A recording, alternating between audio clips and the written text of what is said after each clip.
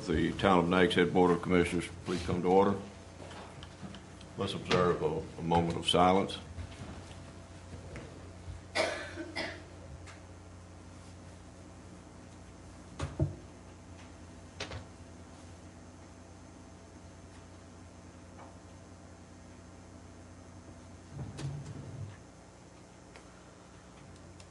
Pledge allegiance to the flag. I pledge allegiance to the flag of the United States of America and to the republic for which it stands, one nation, under God, indivisible, with liberty and justice for all.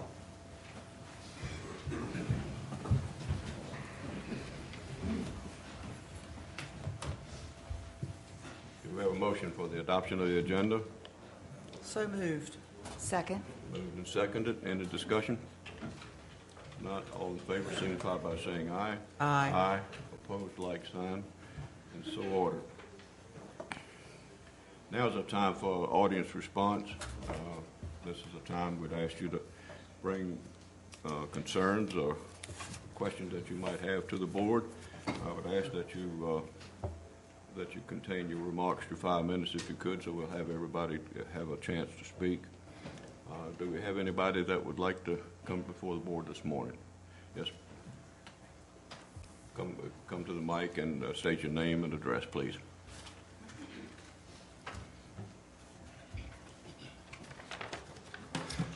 Good morning. My name is Larry Allen, and it's really nice. I finally got to meet John and Bob and Cliff. I'm the owner of Sunspot Retreat in South Nags Head, and I also have a home in Phoenix, Arizona. So I do appreciate the ability to watch online, and I talked to the gentleman over here who does that, and I do watch the council meeting online every month. I just have some concerns about the area in South Nags Head, and I like to kind of ask a few questions and give you some of my comments. It's my understanding that the condemned houses, which are directly in front of my house on Seagull Drive, can apply for building permits. And as a result of the beach renourishment, if I'm not correct, and this was through litigation as well. And at the time they applied, when I was here last year, the beach was much, much larger. And if I'm not mistaken, it said from 100 to 300 feet. And so I guess the reasoning for them to be able to apply for that was because of the beach renourishment. And as beach owners in that area, we pay for the beach renourishment. It was difficult for me to go out on my deck when we got here 2 or 3 days ago to see that there was not anything done to any of the houses. I mean, it's been, to this date, 5 years, and we're going on to the 6th year. And I do understand there's a lot of litigation going on. I understand that. But it's still, there hasn't been anything done. They spent time building a road for whatever reason, I don't know. And I'm not sure how long the road is going to go. I don't know if they're moving sand in front of my house or what they're doing. There's still garbage on the beach. It's still a danger. We have a number of renters who have young children who have concerns about that area. There's still garbage on the beach. I went out and picked up garbage yesterday. There's still pollution in the ocean, and I have concerns with that. How long is this going to go on? This is going into the 6th season. The beach has eroded so much that now water is going underneath the houses. Is this going to be safe to allow a building permit at that time? I don't know.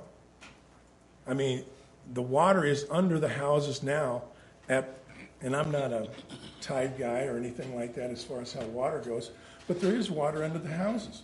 Where are they going to put the septic tanks? To me, this is a project that has failed. The sand has moved up into the houses, and it's not working. My question is, how long are they going to go ahead and allow this to keep going on? A couple of questions that I have. When are they going to reconstruct the houses? When are they going to do this? When is there a timeline? Is there a timeline for the permits? If I own house A, do I have to apply for a permit? Or how long do I have to get the permit? If I do have a permit, how long does it take to rebuild? Or do I have to apply for a permit? The question is that house still going to sit there if it doesn't have a permit? I don't know. Is it still legal because of the water is underneath? I walked it yesterday, and I picked up the garbage. Water is under the houses. I stayed there in 2005, 2006 in one of those condemned houses, and it's just as bad as it was now as it was then. Where are they going to put the septic tanks? In the road they're building? I don't know. My question is, how serious are the owners as far as are they going to build or not build? Or are they just playing a game with the city and the town of Nags Head?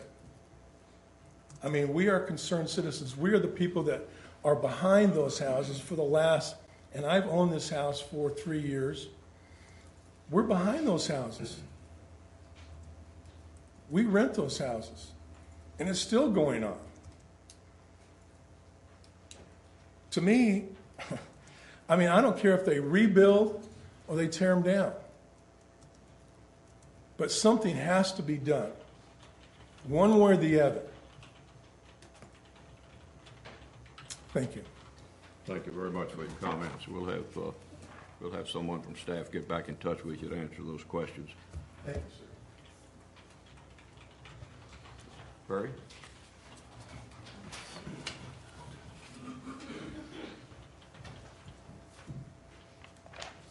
Good morning, I'm Perry White from, I live on Villa Dunes Drive here in Nags Head. There are several items on today's agenda that I'd like to address very briefly. Coming down through the recognition, I noticed, and I can't believe it's that long, that Captain Mosman has been with us for 10 years. It brings me to the point of wanting to talk about the fire department. I want to thank the council, the commission, for the new fire truck. I don't know if the rest of you have been over that vehicle and really taken a look at it, but it has done several things. Among other things, we get an engine company and a truck company on every fire alarm in Nags Head. It's a huge improvement. The fact that the pumps are also on that truck company allows us to do multiple things with it, including pump water to a fire or to the ladder pipe itself, self-sustained. Also, you approved a deputy chief. The commission approved a deputy chief. I don't know how, if you understand the huge difference that has made, but among other things, with Deputy Chief Height there, the number of meetings, the training, and everything else in the fire department has increased, with him taking the load off of our fire chief, enabling not only the chief to do other things, but also both your career and volunteer firefighters, including, like tomorrow morning is an all-staff meeting, which has started since a scheduled all-staff meeting, which has started since Deputy Chief Height came on board. Not only he, but also with the fire chief.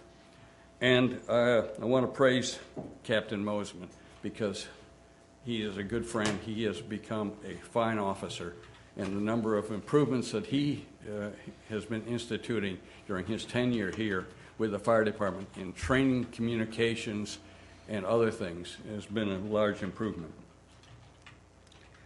Consent agenda. Item 1 is a nearly 11% with very quick math increase in the cost of doing the offices in the building. I'd like to see that be taken off the consent agenda and a little exploration by you for open government. On the other side, I'd like to hear during new business under the committee reports more from the 5 of you on the various projects that you have undertaken to do. Under the mayor's agenda, discussion of the recycling project. Last year when we put the temporary recycling project on the beach, there was a mention during the meeting, unless I'm wrong, of a lower rate if we could expand the recycling project to other people, including those who are already paying about $24 a month, a quarter for recycling. The more of us that recycle, the less trash, recyclable trash, that goes into our tipping fees that we pay for the landfill. Praise, the new multi-use path.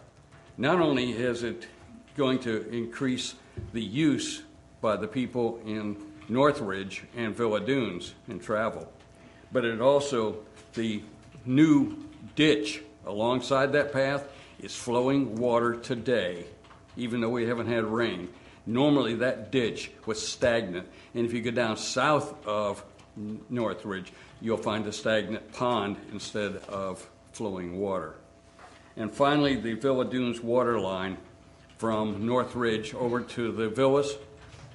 In December, we paid $7,500 to the Park Service to be able to go under the sand. Haven't heard anything more on it. The recent water main flushing really accented the fact that we don't have water on Villa Dunes Drive. My neighbor told me the other day that to use her automated, fancy, computer-controlled washing machine, she has to get buckets of water out of her slop sink and put it in the washing machine because there's not enough water pressure often on Villa Dunes Drive to trip the relays in her machine. Thank you. Thank you, Perry. Does anybody else would like to speak in an audience response? If not, I'll declare audience response closed. Recognition of several of our employees this morning. Chief Brinkley, you have a new employee to introduce to us. Yes, sir. Good morning, Mayor. Good morning, Board of Commissioners. I'm privileged to come before you today to introduce to you Hunter Meekins, our newest police officer. Hunter is from Manteo. He graduated from Manteo High School. After that, he attended Barton College in Wilson, North Carolina, where he played baseball. He received his bachelor's degree in criminal justice. After that, he attended the basic law enforcement training program at Wilson Technical Community College, and then was hired by the state of North Carolina in the Alcohol Law Enforcement Division. He did some training here in our area, but was assigned to the Wilmington District, where he worked for about a year. He was anxious to get back to our area, and we were fortunate enough to have him apply with us and went through an interview, and he's now our newest police officer. We're certainly excited to have him here and think that he'll be a great asset. His mother and father are both educators in our school system, but his grandfather is actually a retired law enforcement officer, so it is in his family, and we just know that he'll do a great job. So just want to welcome Hunter to the town of Nags Head.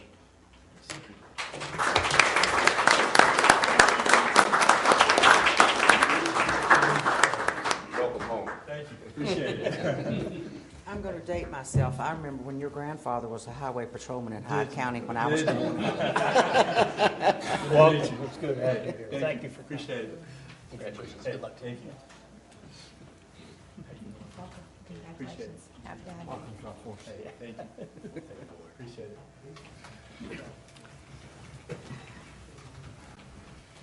Ralph, you have two new employees. Yes, sir. Good morning, Mayor and Commissioners. The first employee I'd like to introduce you to is Scott Buckaloo. Scott Scott and his wife Dawn moved here about 25 years ago with their 2 children. Scott, for the first 10 years in Dare County, worked as an EMT. Then he transferred over to the Dare County Water Department, which he worked there for 10 years, obtained his C license, and Scott enjoys hunting and fishing, and he's a little bit poorer today because his daughter's getting married on Saturday. So if any of you have gone through that like I have, you know how stressful that whole thing is. So I'd like to introduce you to Scott Buckley.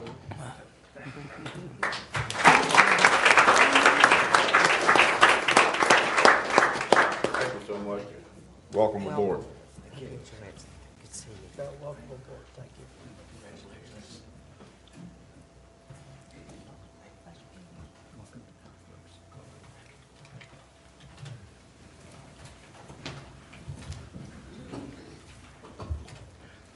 The next employee I'd like to introduce you to is William Heath Taylor. He likes to go by the name Heath. Heath moved to Kitty Hawk in 1991 from Buxton.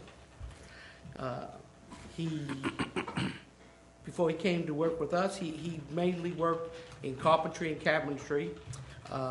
He also did landscaping. He also enjoys hunting and fishing, and Heath enjoys running, so we have found another team member for our Relay for Life team. Without any further ado, this is Heath Taylor.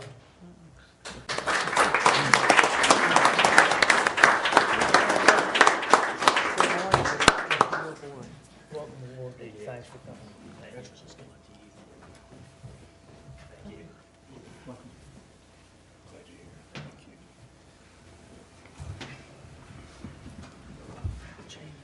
Okay, Chief Zork, you have a 10-year award. I do. And if we could have got Perry to expand a little bit more, we could have killed 2 birds with 1 stone. Thank you, Perry. That was good.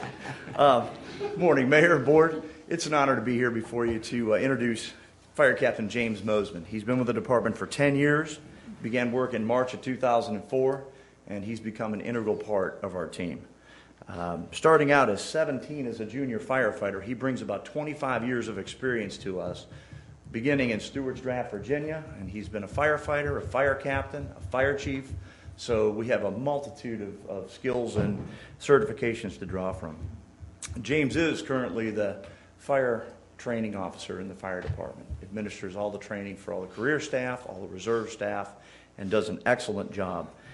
He provides monthly fire education to help us more effectively improve community safety through suppression and prevention efforts. Does an excellent job.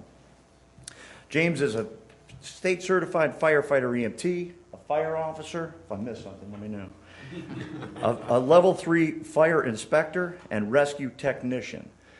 Another distinguishing factor for James is he also serves on the police department emergency response team, so he works with both departments, and so we're really proud of that teamwork there.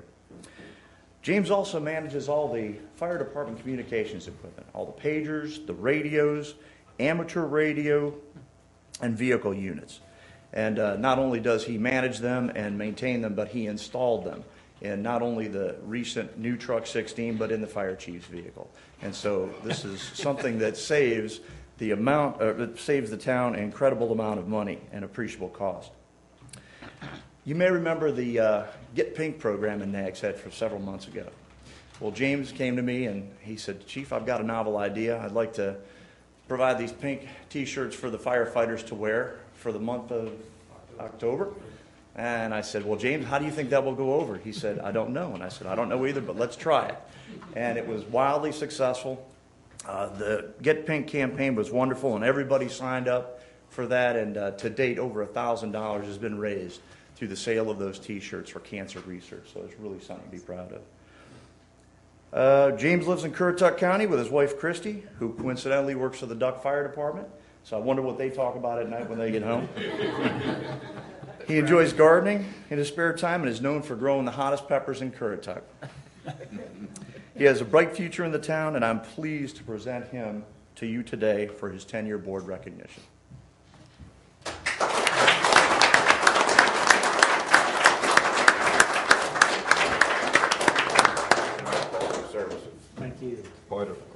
have you with us, and we expect at least 20 more years. I hope so. Absolutely echo his Thank you. comments. Thank you. Congratulations and thank you. Thank you.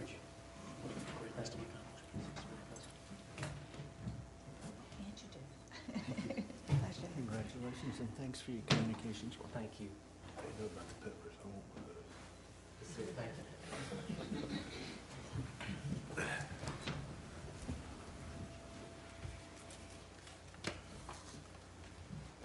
Next is Chief Brinkley has a retirement that we certainly honored to honor here this morning, but we certainly hate to see it also.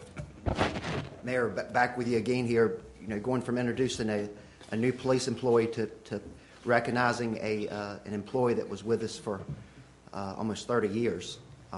We're here today to recognize Sergeant Doug White for his retirement from the town of Nags Head. We had a retirement luncheon for Doug at the end of February, and I know each of the commissioners were able to attend, and y'all had an opportunity to talk to Doug. But just briefly for the people in the audience and on TV that don't know Doug, he began his public safety career in Elizabeth City in 1983 at the age of 20. He worked in the emergency medical services and then was hired as a police cadet with the Elizabeth City Police Department and went through their academy and actually was a Elizabeth City police officer under Chief Owens. In 1985, he made the decision to move to the Outer Banks and join the Nags Head Police Department. Doug has held many roles in our department. When he retired, he was retired as a patrol sergeant where he supervised a shift of officers. He was an instructor in many different fields: firearms, driver's training, subject control, and arrest techniques. His experience and knowledge was invaluable to the police department. He was a liaison to our Community Watch Association. At the meeting, he was recognized by President George Moore for his dedication to that organization. Doug was also a founding member, and then when he retired, he was the team leader of our emergency response team. Those guys train once a month, and Doug was their leader, and he left the team in good hands for Sergeant Brady and Sergeant Hobson to continue on that tradition.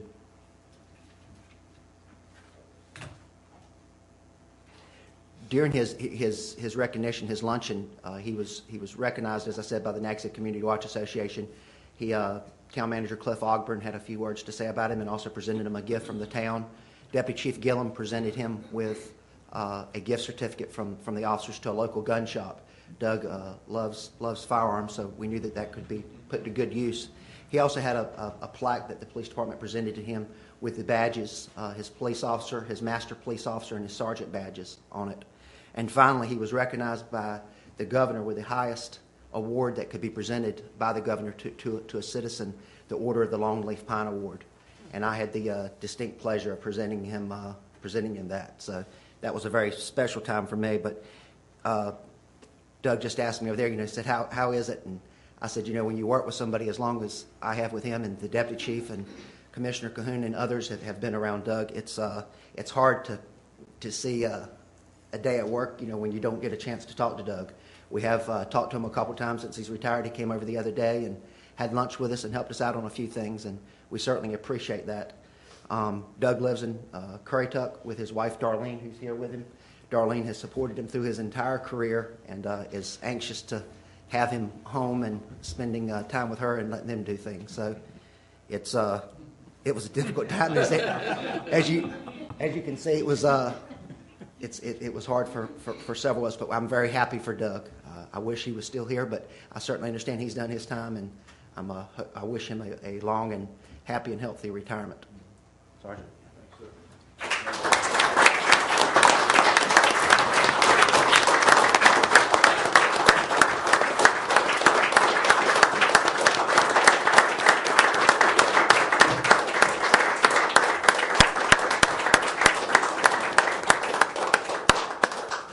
Doug, I have a plaque to present to you, presented to Sergeant Doug White with grateful appreciation for 30 years of leadership and loyal service at the town of Nags Head, February 28, 2014.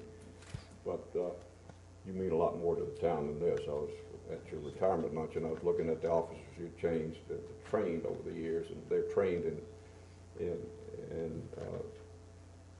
the proper way, and they look like Doug White. Well, almost. I wasn't going to say that. So you've done, the job that you've done is going to carry forward in Nags Head for many years because of the excellent training that you've done. We thank you so much for your service. Thank you, sir. Doug, it's been a pleasure. I'm going to really date myself this morning. Please do. From young Meekins knowing his grandfather to when I started in 1991, long time ago. Doug was here, as was Kevin and Tom. You have epitomized what's all best of Nags Head. We appreciate it. Thank you very much for the community watch work. The only thing everybody needs to know is that he didn't retire. Darlene has a long list. Otherwise, he'd still be working. I think Darlene's got the car running.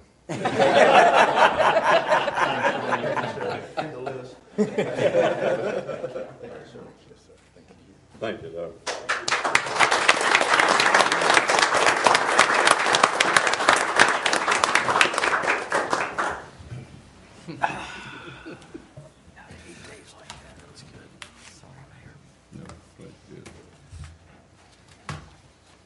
Next item on the agenda is a proclamation to consider April as Paint the Town Purple Month. I'll read the proclamation. American Cancer Society Paint the Town Proclamation for Nags Head, North Carolina. Whereas Paint the Town Purple is an activity of the American Cancer Society that promotes cancer awareness, gives individuals and communities an opportunity to fight back against the cancer. And whereas money raised during Paint the Town Purple of Nags Head, North Carolina supports the American Cancer Society's mission of saving lives and creating a world with less cancer and more birthdays by helping people stay well, by helping people get well, by finding cures for cancer, and by fighting back. And whereas the American Cancer Society funded more than $150 million in cancer research last year through money raised in communities across the United States. Now, therefore, be it resolved that I, Robert C. Edwards, Mayor of Nags Head, North Carolina, do hereby proclaim April 2014 as Paint the Town Purple Month. And in Nags Head, North Carolina, encourages citizens to help finish the fight against cancer by participating in the Paint the Town Purple activities. I'll make a motion that we accept this proclamation. Second. Motion made and seconded. Any discussion? Not all in favor? Signify by saying aye. Next is a presentation from a representative from Oceana. I believe Caroline Woods is here this morning.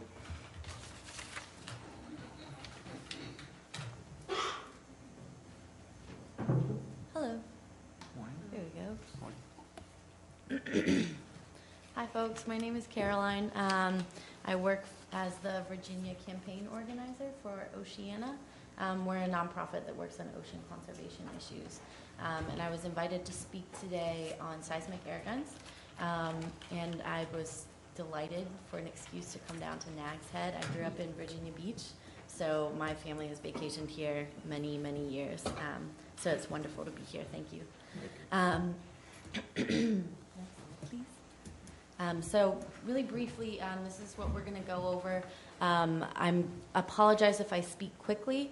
I can talk. Usually this presentation goes about 45 minutes, so I think I've whittled it down to 10 to 15. And in the same vein, if you have questions, please write them down. And at the end, I believe we'll have time for some questions, and I'll field those as best as I can. So next slide, please. So what are seismic air guns? Next slide. This is a photo you can see in the bottom right-hand corner. That's what seismic air guns look like. They're used to search for oil and gas offshore, and they're towed behind these large ships in quite large arrays. So a big net of them go out, and they could be several football fields in area. This is one of my favorite infographics. It gives a pretty good overview of basically the way they work. And so you can see the seismic air gun here. What that does on a very basic level, similar to a sports air horn, it takes a large amount of very compressed air, forces it through a small space, and that creates a very loud sound. And so these sound waves are loud enough, strong enough to penetrate several miles into the seafloor. And as they reflect back up towards the surface, as they're bouncing off various things in the ocean, there are sound monitors that are also towed behind the ships that record the sound. And using that data, we can make a pretty good guesstimate of where these oil and gas deposits are located. The problem comes in all of the marine life that gets caught in the crossfire. So you can see there fish running away, a sad-looking dolphin, and I think that whale just has no clue what's going on. Next slide, please. And so briefly to go over just how loud they are, it's difficult to grasp. I know for me growing up in Hampton Roads, we had jets flying over hourly at the very least. And this noise is 100,000 times louder than a jet plane engine. It's incredibly loud. It clocks in at 190 decibels.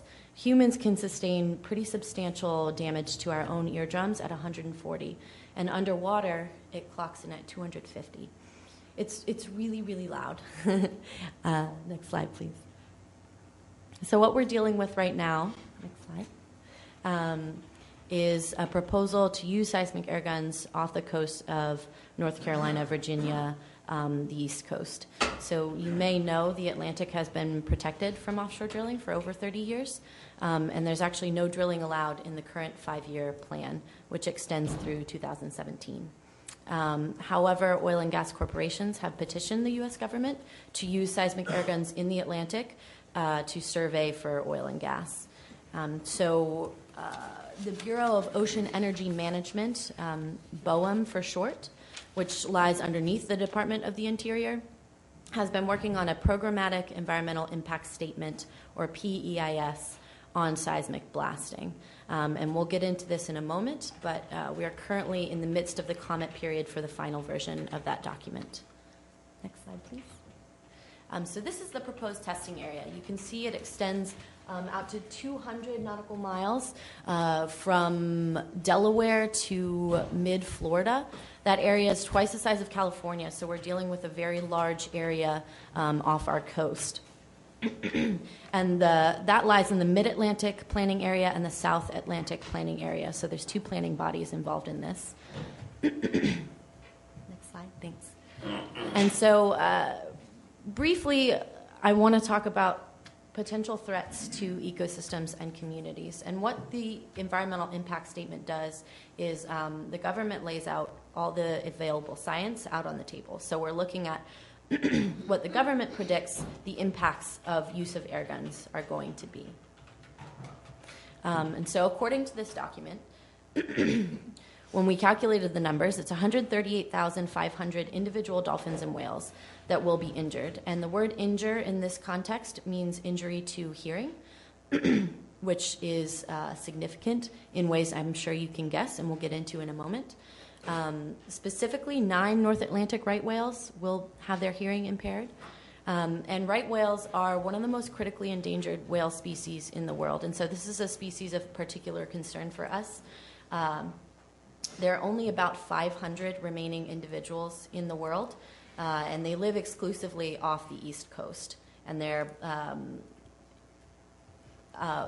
just to give you a sense of what that means, 500 individuals, the loss of one female, one breeding-aged female in this species could put the entire population in jeopardy. So it's a very, very small amount of these whales, and it's important that they remain protected. And these will interrupt migration of loggerhead sea turtles, which have nesting sites all over the Carolinas and Virginia. And it'll cause millions of disruptions to vital behaviors. And vital behaviors include things like breeding, communicating, feeding, things that these animals need to do to survive. And this is all based on the government numbers. So this is in this document that they're working on right now. And at the end of it, they include a recommendation for moving forward. Thanks. And so we're not just talking about marine mammals, although I think that's incredibly important, and things like sea turtles. We're talking about fish too, and that brings in an economic angle. So first and foremost, physical space. These air gun arrays are really large. You can't fish when they're out there surveying. So that's going to have an impact on fisheries. In addition, we've seen fisheries for cod and haddock. They showed a decreased catch rate of 40 to 80% after the use of a single air gun array. 40 to 80% is a significant impact to that fishery. And in fact, fishermen in Norway are currently suing their own government for allowing this seismic blasting to happen in the areas where they fish. And there are a couple interviews online that you can watch. And these fishermen will tell you that the fish that are big enough to escape, they don't come back. So we're looking at a permanent decrease in these catch rates. And again, I work in Virginia primarily. That's my turf. The organizer for the Southeast, who usually would do this presentation, isn't here, although he wishes he could be. And so I can't speak to the South Atlantic Fishery Management Council, which is the body that looks after your fisheries. But in Virginia, the Mid-Atlantic Fishery Management Council has been a great ally on this issue. They recognize the danger to their own fisheries, the lack of science on this issue, and have been outspoken in opposing moving forward with seismic air guns. Next slide, please. And looking specifically in North Carolina, I don't have to tell you all that you have over 300 miles of exquisitely beautiful barrier island beaches, 2 national seashores, wreck diving, historic towns, lighthouses, whale watching, boating, commercial and recreational fishing, all these things that depend very heavily on a healthy ocean ecosystem and the resources that those provide. The GDP from living resources, which includes things like fishing, aquaculture, seafood, comes in at $157 million. The GDP from ocean-based tourism and recreation is almost $1 billion. And we got these figures from NOAA, the National Oceanic and Atmospheric Association. And the jobs in ocean-based tourism and recreation and commercial and recreational fishing here in North Carolina are over 50,000 jobs. So we're talking about a lot of people's livelihoods, a big chunk of North Carolina's economy, all things that could potentially be threatened by the use of seismic air guns. So next steps. Next slide, thanks. Like I mentioned, we're in the midst of the comment period for this final environmental impact statement. We actually just this week received a 30-day extension. Originally, they gave us 30 days to submit comments and the public to submit comments, and they received so many on this issue that they have given us another 30 days while they continue to review those comments, and we can continue to submit. And again, the proposal is to open these areas to seismic blasting. So one thing that Oceana has been facilitating is putting together coalition letters in opposition to these to this practice. And so currently we've got over 100 or almost 150 community and environmental groups, over 100 scientists who have asked BOEM and the government to please wait on this issue until we have more accurate science. And over 50 coastal elected officials have signed our elected official letter, which everyone sitting up here right now is welcome to do if you haven't already, if Randy hasn't reached out to you individually. And so, next slide, please. Our biggest problems with this environmental impact statement, and the reason that we're talking to coastal towns like this, is that, there are many, including BOEM did not use the most recent acoustic data from NOAA. So we don't know why. It would take a long time. That's probably part of it. And we think that because this data is available, we should be using it. That will affect the accuracy at which we can predict impacts to fisheries and marine mammals, as well as there's less invasive technology in the works. Like I said, in the current 5-year plan, drilling is off limits, off our coasts, and so we're feeling a big push to do this prematurely. There's no need to do it right now. If we can use better science and better technology, why do it now? We believe it's not worth the sacrifice. Next one. So what's happening in North Carolina? You may have heard Curry Beach. Over 300 citizens showed up to voice their opposition to seismic blasting. There were 2 at this town council meeting who spoke in favor of it, and they were both sponsored by the oil and gas industries. And so what we see here is citizens coming together and delivering a strong message in opposition to this. And Carolina Beach recently unanimously passed a resolution opposing seismic blasting. And I believe that there is a resolution that's been drafted, and you all may be voting on it today. And so I commend you for that. What we see here with these resolutions, I think it's incredibly inspiring. And it's citizens here taking control of their future and the future of the communities and the ecosystems here that we depend upon. And sending a really strong message to the folks in Washington who are going to make this decision that affects people's livelihoods, the economy right here in Nags Head. So next slide, please. So I think that was quick enough. At this point, I'd love to take a few questions if folks have them, and I look forward to seeing that vote. Does anyone have questions about seismic? Happy to answer them best I can. Does anyone have any questions, Ms. Wood? Yes. I have one. Sure. Is it legal to do seismic testing on the West Coast? No, it's illegal to do that on the West Coast. For what period? Are they under the same 5-year moratorium? I'm not sure. In California, it's illegal. So California is able to have more control over this process than we do here on the East Coast, and they've made that illegal for the foreseeable future. Any other questions for Ms. Wood? And that's my contact information. Like I said, I'm the Virginia organizer. I'd be happy to answer any questions you have if you want to email or give me a call. I also put Randy's information up there because he lives in North Carolina, and he's usually the one who would be here today. Okay. Great. Thank you so much. Very much. Appreciate you coming this morning. Absolutely. We have a proposed resolution. It's in your packet, but I'll read it so everyone here will know what the proposed resolution is, and then we can discuss it. This is a resolution of the Board of Commissioners of the Town of Nags Head, North Carolina, expressing opposition to seismic testing as proposed in the Bureau of Ocean Energy Management Programmatic Environmental Impact Statement, Options A and Option B.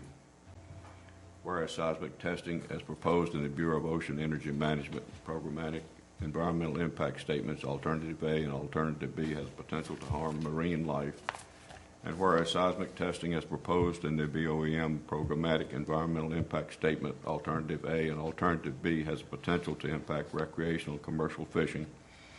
And whereas the town of Nags Head is a municipality in Dare County where a major economic force in tourism is related to the coastal environment. And whereas the town of Nags Head endeavors to be a good steward of the coastal environment and its resources. And whereas the full impact of seismic testing is proposed in the BOEM Programmatic Environmental Impact Statement, Alternative A and Alternative B are not fully understood by scientists, the oil and gas industry, or BOEM. And whereas the town of Nags Head believes that more research should be done to fully understand all impacts of seismic testing and options for mitigating those impacts. And whereas the town of Nags Head does not believe seismic testing as currently proposed in Alternative A or Alternative B of BOEM's Programmatic Environmental Impact Statement is the safest way to map oil and gas deposits in the Mid-Atlantic region. Now, therefore, be it resolved, the Board of Commissioners of the town of Nags Head, North Carolina, is opposed to seismic testing as proposed in Alternative A or Alternative B of BOEM's Programmatic Environmental Impact Statement until such time as all testing options are evaluated and the proper assurances for the protection of marine life are established. I will make that as a motion that we adopt that resolution and that we forward it to BOEM. That's our second to that motion, then we can discuss it. Motion's been made and seconded. Any discussion? I would Yes. just like to make a couple comments because I've spent a lot of time researching this, as you all know. In addition to opposing seismic testing, we are on record, and we passed a resolution in February of 2010 for offshore petroleum exploration, which is basically the same thing I believe every other town in Dare County, our Dare County Tourist Bureau, and our Outer Banks Chamber of Commerce, and their most recent letter to our leaders in the state is dated 14th of 2011. So I'm hopeful that we pass this resolution and send it on to BOEM as you suggested. The comment period, I believe, ends May 7th. Any other discussion? I want to thank Commissioner Walters for all her summarizing of all the articles behind that. We've probably killed a tree to save a whale, but it was probably worth it. I've kind of long given up on the energy industry here. Duke Energy comes to mind.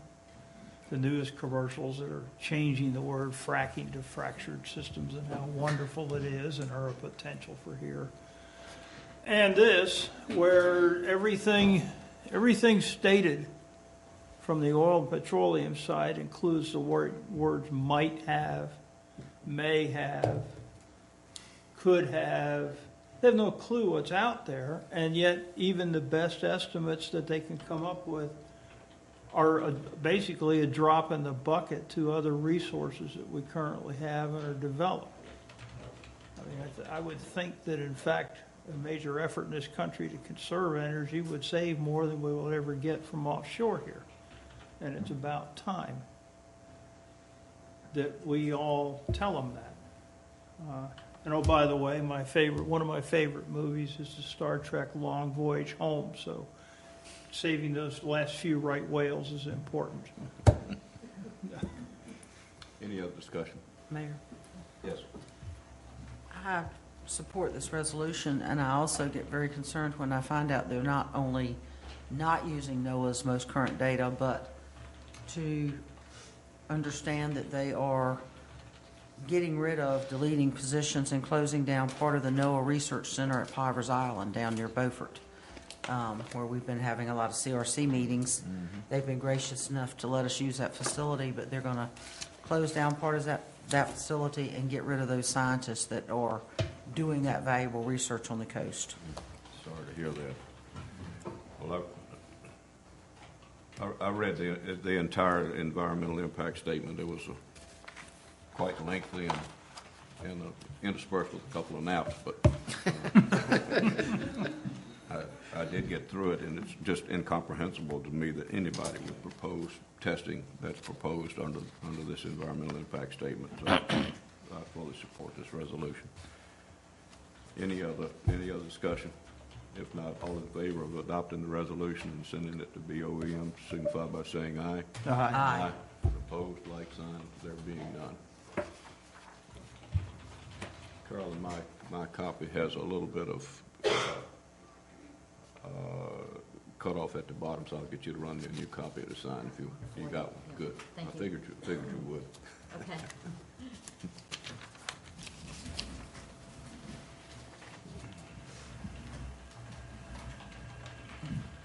Commissioner Ratzenberger, you have an award for us this morning.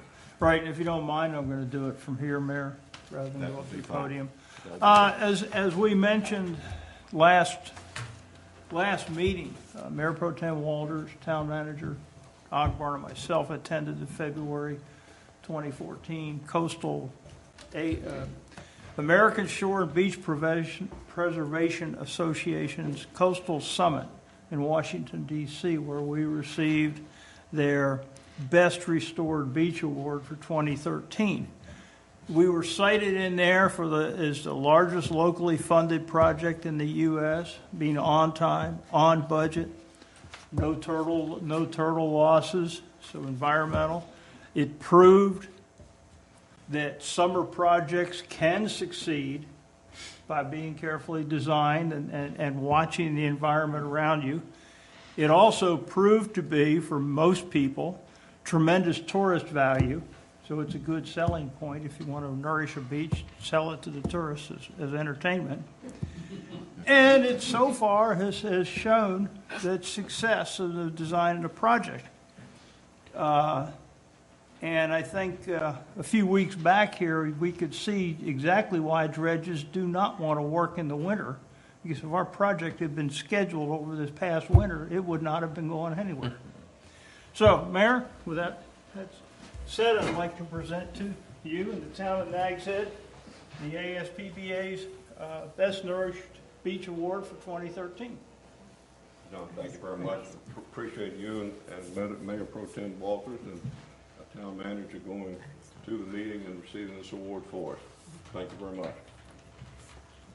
And I think you had one other suggestion. Yes, as a tie-in to that, again, we've talked about the Coastal Summit and some of the work that's initiated up there. It's a way to get us into a regional scene and into the national scene, and we've already made some contact with FEMA on some issues that match our goals, trying to get ourselves some benefit from the work and the effort we're putting into beach nourishment. So, and I would like to recommend that the town of Nags Head formally join the ASBPA. I have sent you a website link that explains them. They're 501c3. Founded in 1926 as an organization to basically combat erosion, a problem in many coastal communities. It's now transitioned to a broader range of experience in the planning and management of both shores and beaches. So we're taking this far past erosion control and nourishment, but into overall coastal protection and coastal management. And I'll talk more about that later. There's 2 annual meetings a year, one in D.C., where we get to go up and do some politicking. It's most beneficial. And also visit some agencies. I had a very good 2 hours in FEMA. And I can't believe I said that. However, the annual dues for a government entity our size would be $500 a year. The membership is calendar year, and they have no form of proration. So if we were to join this year, it would be we'd spend $500 for a part year, but we've effectively been participating all year. That allows us to register up to 5 names to receive the magazine. And on my desk this morning when I walked in is a nice hefty magazine that I haven't even had a chance to read. And it also importantly, would give us discounted attendance rates at the 2 conferences. So there's some payback for that $500. So what I'd like to ask the board is, if we could go ahead and join ASPBA this year, if we could dig up $500 to cover the rest of 2014, and then even if not, then talk about in the budget process coming up, setting aside $500 for 2015. I think it's worthwhile with the efforts we're trying to do now. You're making that as a motion that we join the Yes. ASBPA and pay the $500 initiation fee this year if possible. Right. Is there a second to that motion? I'll second that motion. Motion made and seconded. Any discussion? Sounds like y'all had a very, very profitable meeting in Washington. I think it'd be very worthwhile for us to join that organization. So. And I think Renee will probably talk later because she's a BWA rep, but there's a strong tie between the 2 organizations, and we only reinforced it this winter. So I think I'll go ahead and give you that. I will point out John's text that the next meeting of the ASBPA is in Virginia Beach. Mm-hmm. It won't be on the East Coast again, this close to us for a long time. Right. So I would encourage that we go do it. That, right. Look at your calendars.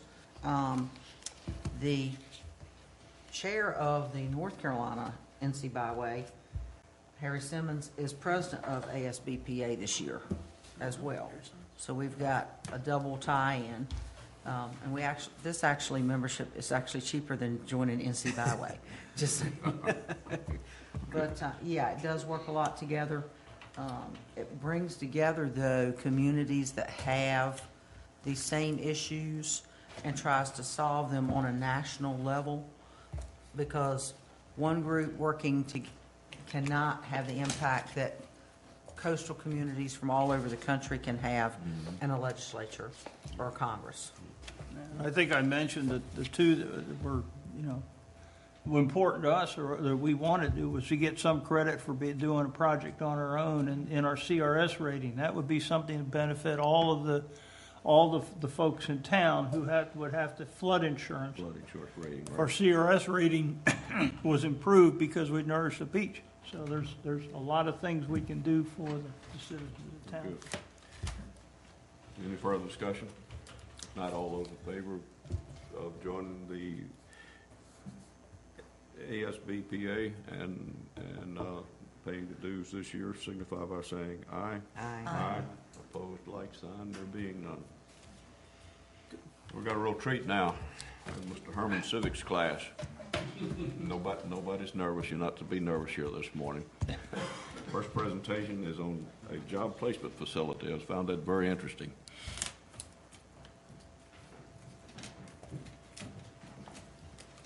Good. Thank you very much. Thank you.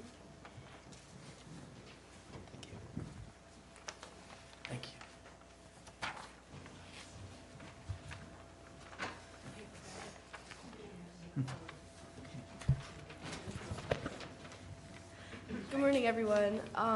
So I'm going to introduce our project.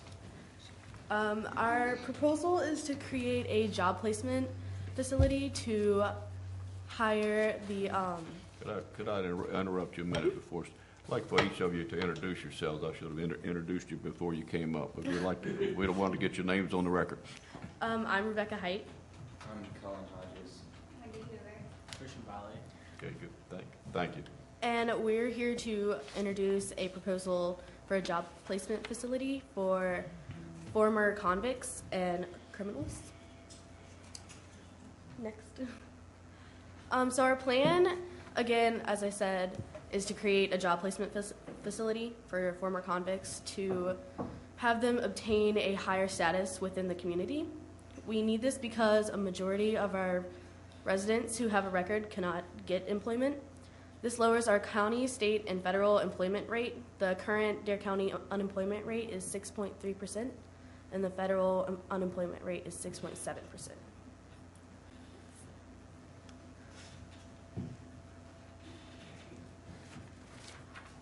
With this, it would propose a idea that if you have a felony or a misdemeanor, that you would complete a certain amount of hours for community service. Meaning, if you have a felony, you'd get 60 hours of community service to complete, and if you have a misdemeanor, 45 hours. That way, you're not just being handed the, I guess you could say, social status of a non-criminal, but you're also giving back to the community in a way. Next slide, please. These are just some statistics on criminals on the Outer Banks. There's approximately 245 arrests that have been made in Dare County as of this year, and many of them will not be able to obtain employment once they get out. And $574,750 worth of drugs have been seized as of this year. Okay, so now I want to introduce the North Carolina Bonding Program, and this is a program that would kind of work with our facility, and it also serves as a job placement tool. It gives employers bonds to guarantee the honesty of job seekers. It almost pays back if the employee was to steal anything. It's kind of like an insurance for employees. There's been over 42,000 job placements, and it has a 99% success rate. It's also part of the federal bonding program. All right. Some benefits will be, once they get on the right track, it will be easier for the former convicts to stay on the right track. If the community helps them to not fall again on crimes and stuff like that, it's going to be easier for them to, like, if they find a job, it's going to be easier for them not to commit that crime again. Another one will be that it creates jobs for the workers in the facility, helps with finding jobs for many others, and allows people to feel better about the community, which Rebecca's going to talk about that. I'm just going to comment on that part. A lot of citizens in the community feel better if they know that criminals have to go through a job interview and other processes to obtain jobs. You don't want to just think that no one has jobs and no one's trying. So you get to see the benefits and how it's really affecting everyone in the long run. Disadvantages. It will be the building costs, and some people might have different opinions about this because some people think that if you commit a crime, then your place will be in jail and that you should just stay there. That, like, you can't just come out and start doing like what everyone else does because they are scared that you can do something. Like if you kill someone, they feel like you should be in jail for that and pay for your crime. They will be always afraid that you can do something, and that's it pretty much. Next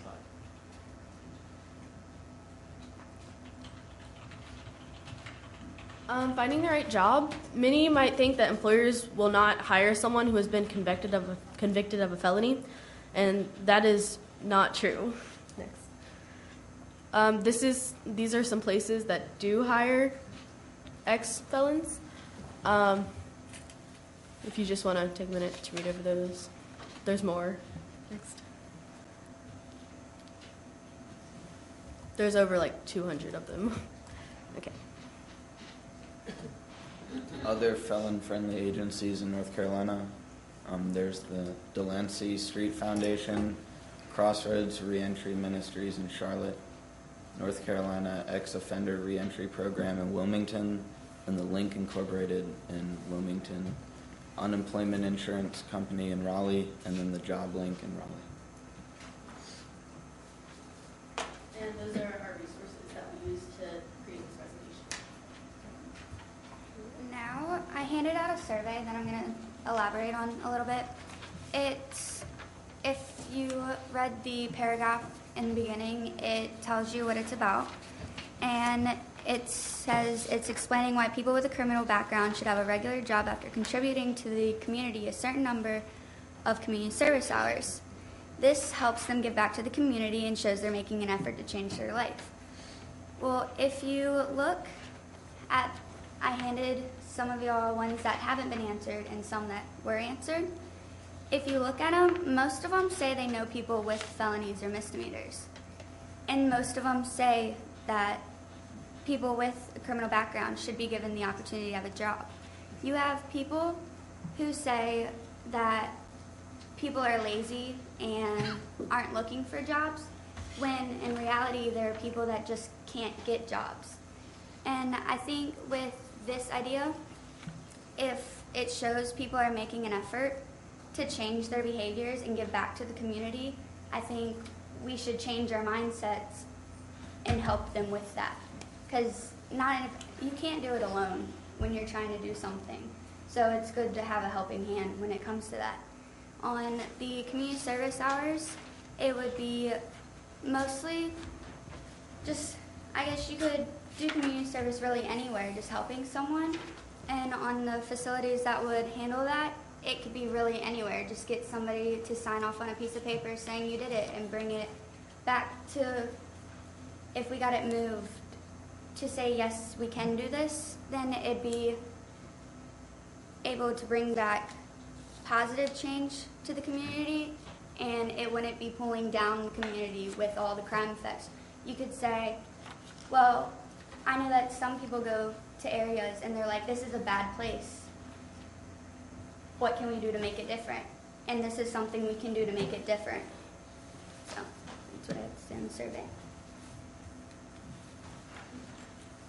Another part of this is a lot of offenders have recidivism, which means they go back to what they were doing if they don't get help, pretty much. And then another part of this is cost-benefit analysis, and I think the benefits are way outnumber the cost. The cost would just be pretty much the building expenses and then hiring employers, or you could even get volunteers to work in the facility.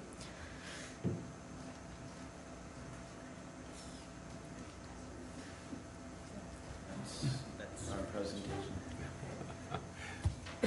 That finishes your presentation. We certainly thank you.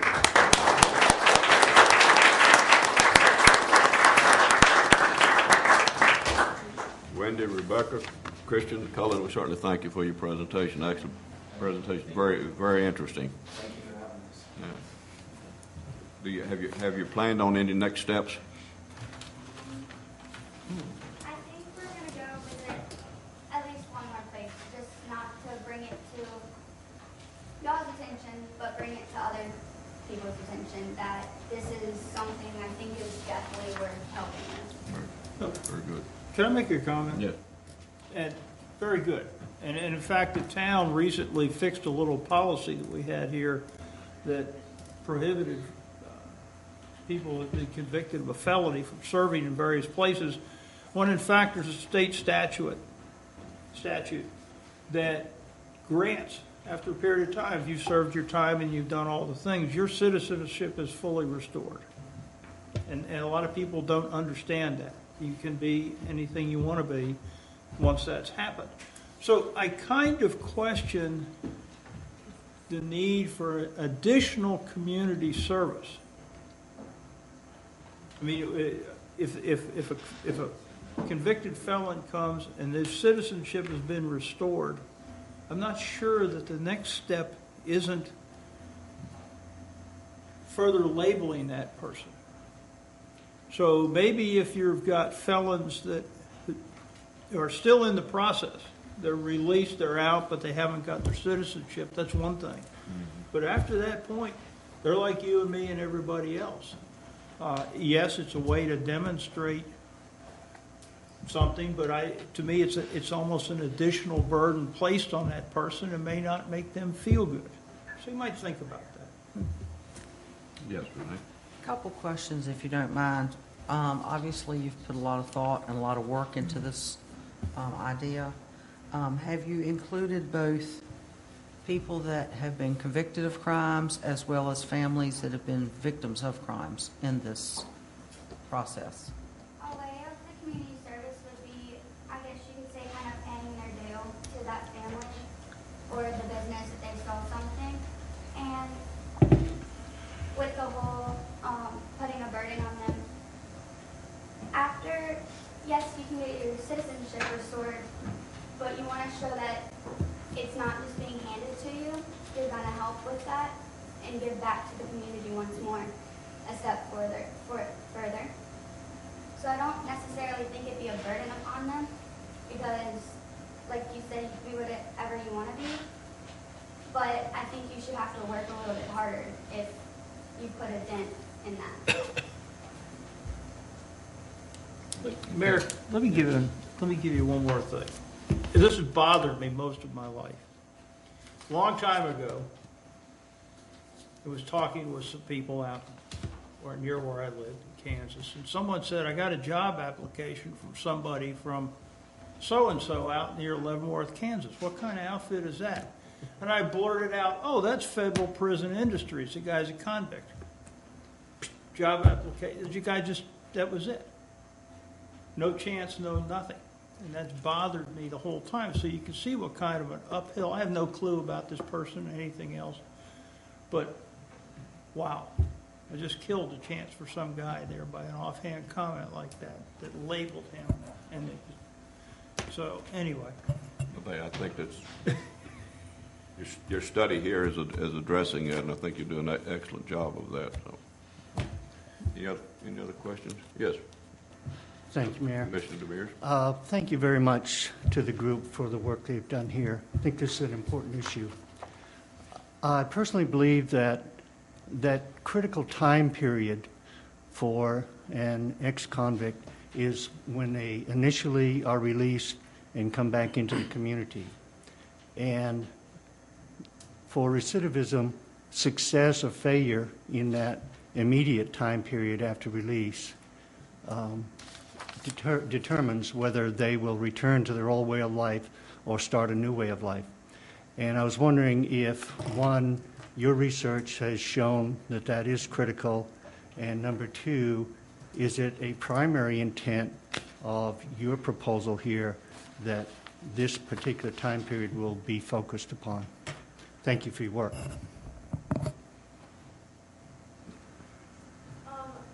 Okay, so again with the recidivism, yes, a big part of this is to cancel out recidivism and to try to get them back on the right path. I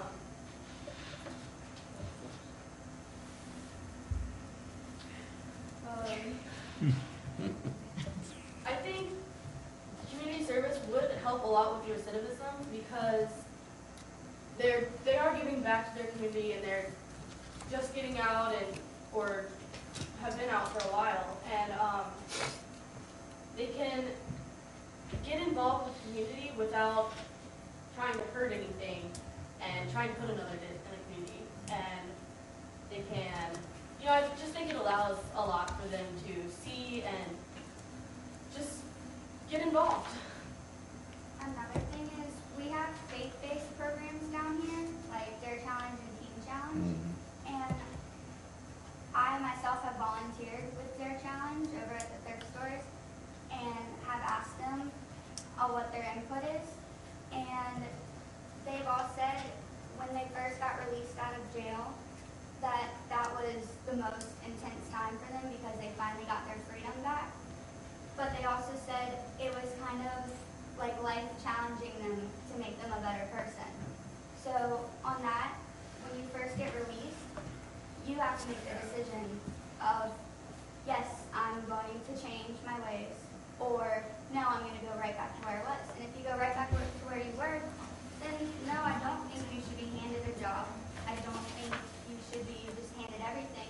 If you go back to jail and get back out and change your way again, and yes, get into community service, get into helping everything. But with the whole being released and how your mindset is, I think that totally depends on the person. Okay, thank you very much. Yes. I would just like to thank you for coming and for the work that you've done.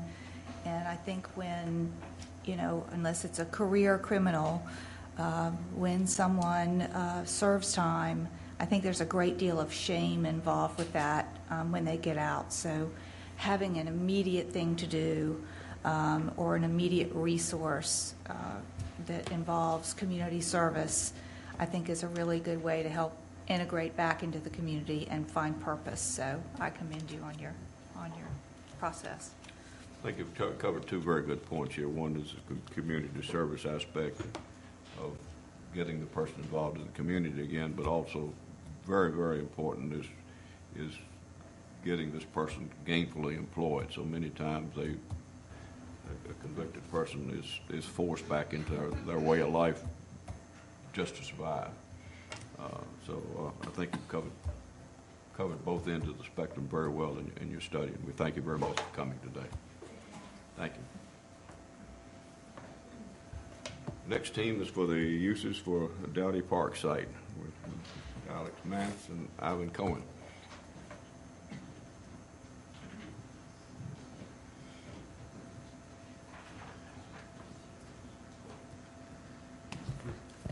Hello, everyone.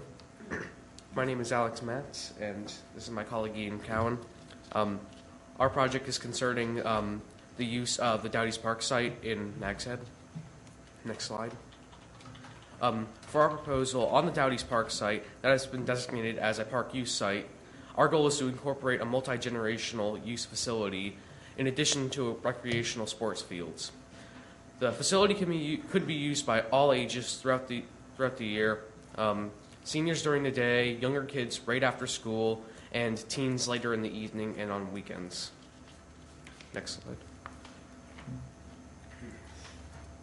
Okay, so the goals for this proposal are to build a multi-generational facility, as he said, like a community center almost, that could be used by locals and tourists as well, and to create a positive place for people of all ages to go throughout the year, so like to reduce the obvious drug abuse rate that we have here in Dare County for teens to go to and such.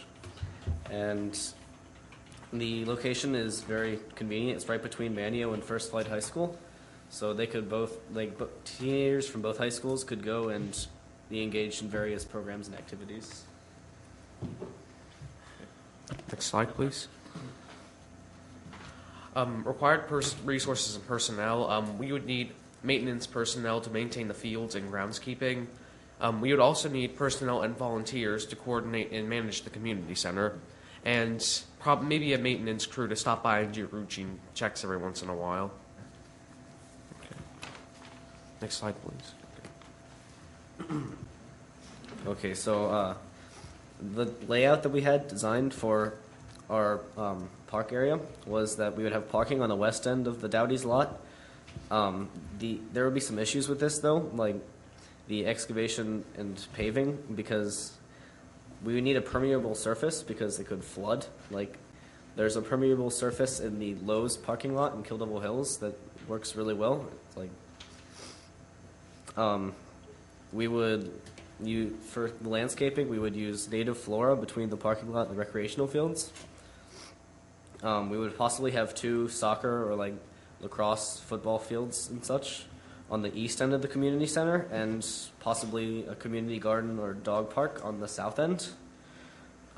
You'll see on the next slide we have a map of it. Okay, this is our layout that we chosen. It's just a little basic layout. We would have, like we said, a basic parking lot on the west side, a community center located here, and a dog park located near the elementary school, and recreational fields, which is about the size of 2 soccer fields. Next slide, please. This is just a photo of the abandoned Dowdy's Park sites. This is a picture of the abandoned building. We believe that this building is probably insalvageable, so I believe the best thing we could do is probably just demolish that. That's probably one of the best things that we can do for that. Next slide, please.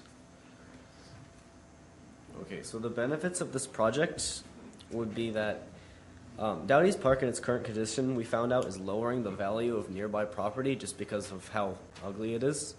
And we believe that renovating this park will bring the value back up.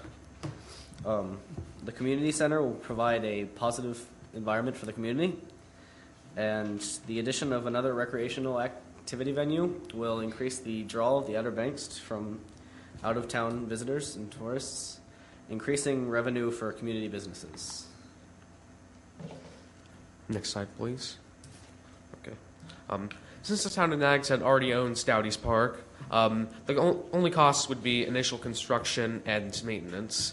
The staffing of the facility would be probably reduced to volunteers, so there wouldn't be really a cost for that. And long-term maintenance, in order to keep the park functioning, regular maintenance may be required. Since the facility is small, maintenance may not be required or needed as often as other places. Next slide, please. Okay, so here's a summary of everything. The Dowdy's Park was purchased in October of last year, but it still remains without a purpose. And if it remains in its current condition, the value of nearby property will continue to diminish. And if the community center is built, it will not only raise the value of the surrounding property, but it will raise the value of the entire Outer Banks experience. That's the end of the presentation. I'd like to thank you for your time.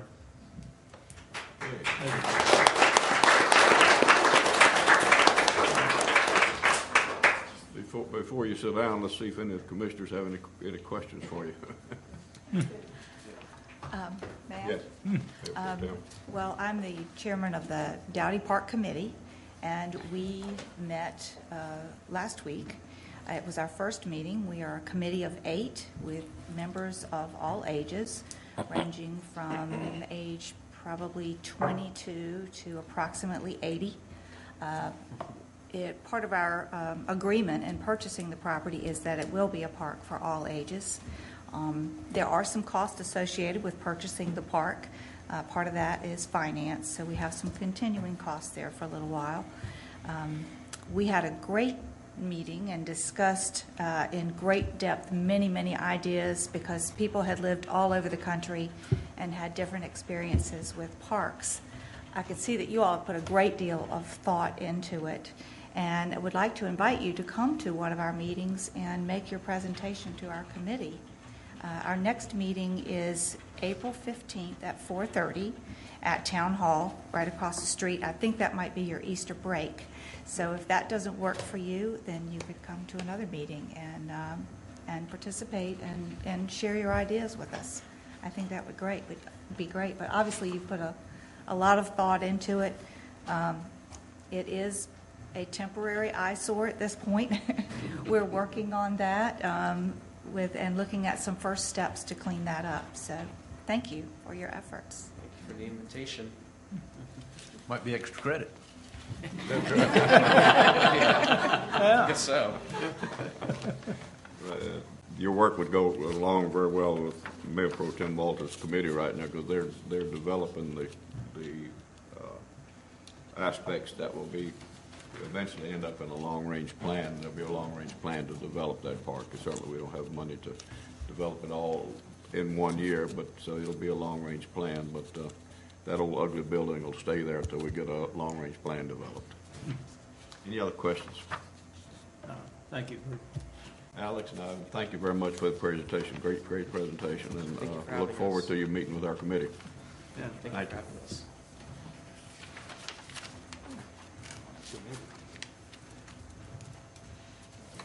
Next item on the agenda is Outer Banks sporting events.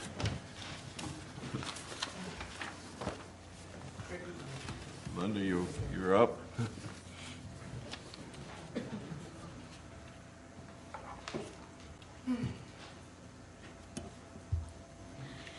are you this morning? Thank you, Mayor Edwards and members of the board, for allowing us to come and present to you this morning. My name is Linda Wood, Executive Director of Outer Banks Sporting Events, and here with me is Dennis DiRamondo. He's our race director as of September 2013, so he's been with us for just a few months now, but he comes with a great deal of experience. He came from Pennsylvania.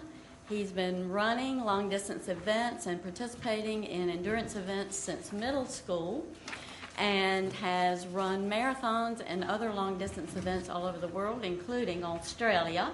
So we're very excited to have him join our team and be a part of our community.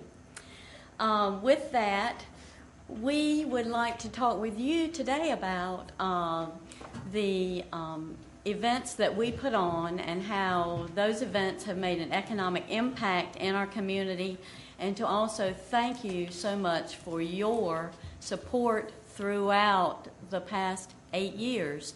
The first marathon began in 2006, and Outer Banks Sporting Events has grown out of that initial inaugural event.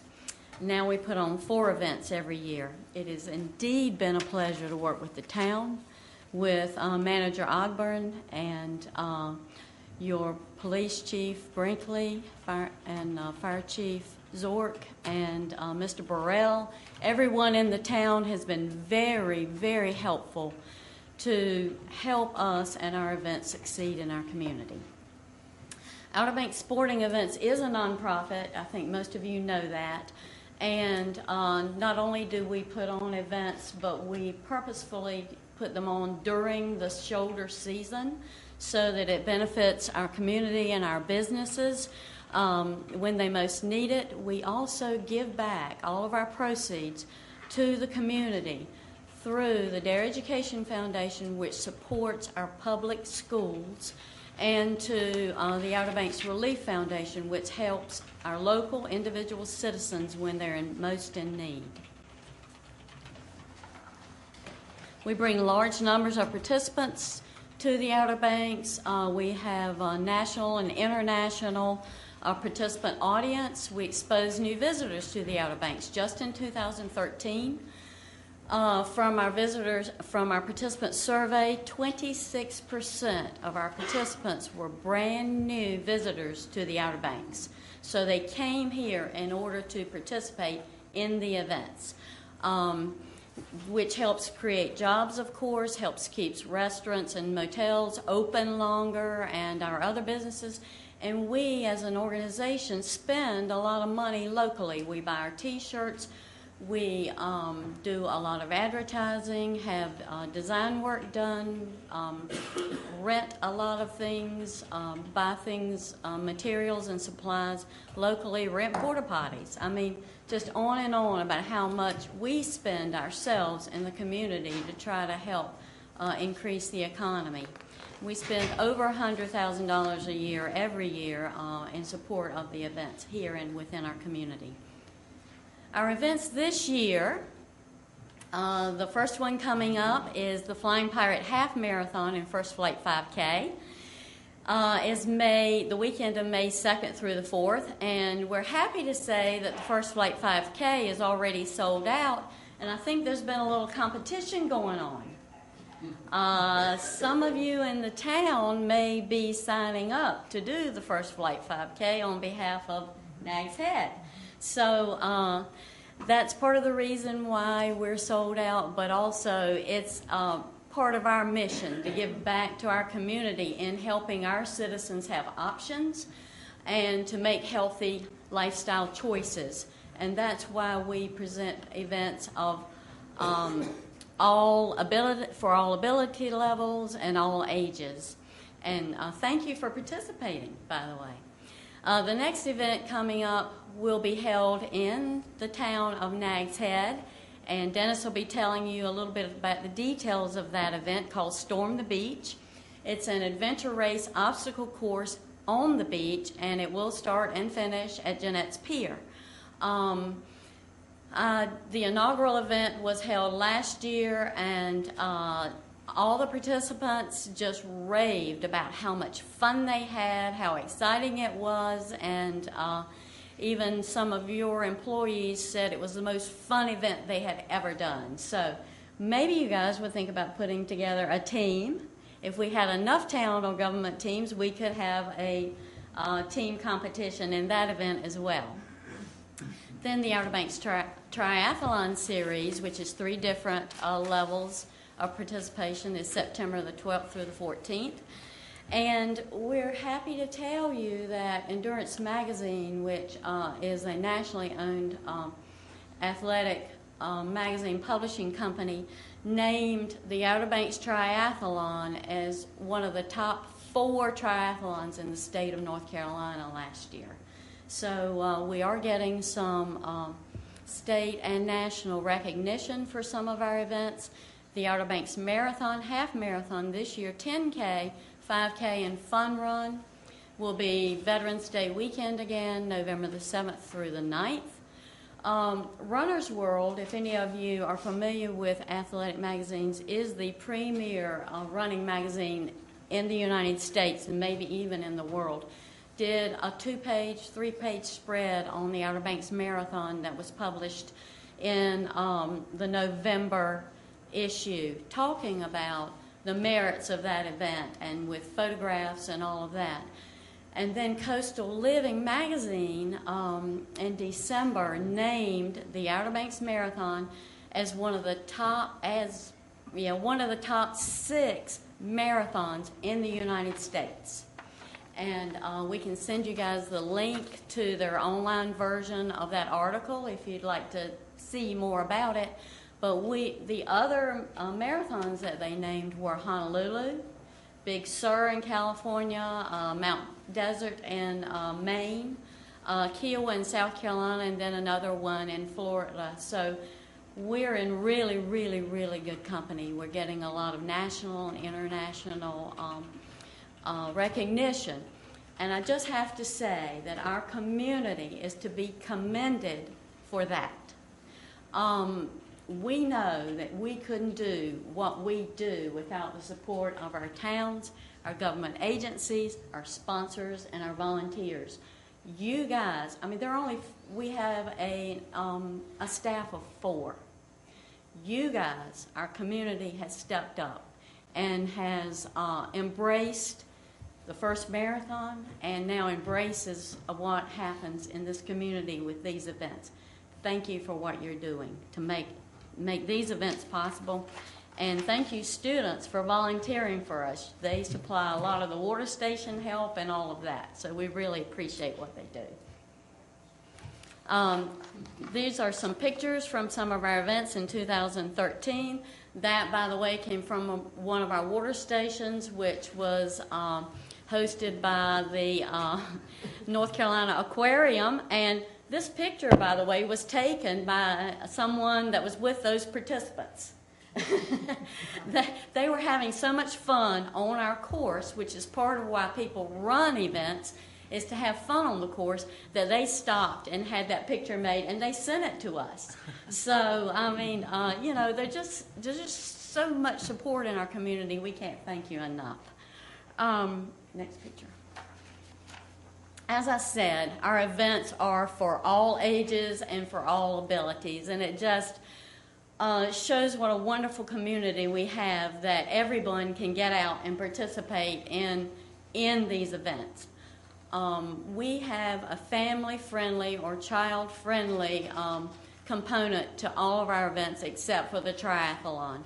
So all the other events have family-friendly components, and we invite people to start early with those healthy living lifestyle choices that our kids are making.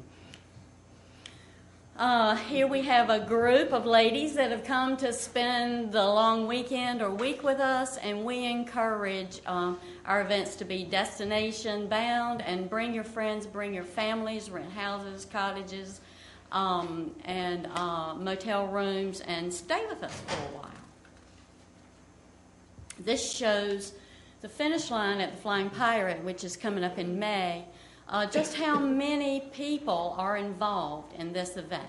We had over 2,000 participants in the Flying Pirate Half Marathon alone last year, and over 800, I believe, in the First Flight 5K, which is on the same weekend. We have partnered in the past with our military for the Outer Banks Marathon, which is on Veterans Day weekend. This past year, we partnered with a battalion in Afghanistan. You can see that they are wearing our half marathon shirts, they're wearing our half marathon medals, our caps, and we had 26 of those soldiers to run the half marathon while they were in Afghanistan. Was it on the same weekend, Dennis? On the same weekend, and what's it called? It's a shadow race. A shadow race. So they shadow raced our event the same weekend, the same time that we did it. Of course, their time's a little bit different than ours. But who's to say that maybe some of these soldiers will come back and visit the Outer Banks as well. But we're very proud to partner with our military and give them the opportunity to participate in our events, even though they're not here. We also encourage runners with handicaps or of all abilities. Like we said, we have a wheelchair division. This is a blind marathoner that ran in November with his pacer, but we've had blind runners before, and we encourage anyone that feels like they can run or do our events to come and join us. And of course, we have our triathlon and our multi-sports events like Storm the Beach. So we try to give everyone an option to do something that they can enjoy and be involved in. Now, Dennis will tell you a little bit more about the economic impact of these events during 2013.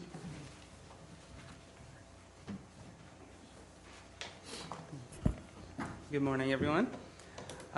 In 2013, Outer Banks Sporting Events, our races provided approximately $6.7 million in economic impact for Dare County.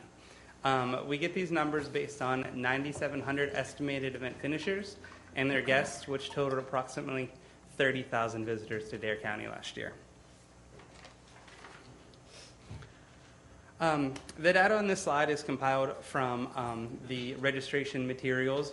When a participant signs up for our races, we collect the data to get an idea of where they come from, their demographics, and where they're going to be staying while they're on the island. Based on the data, we found that we had participants representing 10 separate countries that participated in our events. Some of those countries included South Africa, Italy, Australia, Japan, Ireland, and of course, Kenya and Ethiopia for the marathon and half marathon. Our participants also came from 48 different states. The only states that were not represented were Alaska and Wyoming. And out of our participants, 58% were female, and this is for the entire year, 58% female. And the average age of our participants was in the 38 to 43 age group. For our events, the average nights that participants stayed were 2, and each guest told us that they were bringing approximately 2 guests each. In 2013, our events accounted for 4,273 room rentals and approximately 1,565 vacation houses rented as well. Data specific to Nags Head, again based on where visitors were telling us that they would be staying while they were here. Approximately $1.9 million in economic impact just for the Nags Head area. This is based on the 2,473 participants who said they would be staying here, plus their guests, for a total of 7,420 visitors.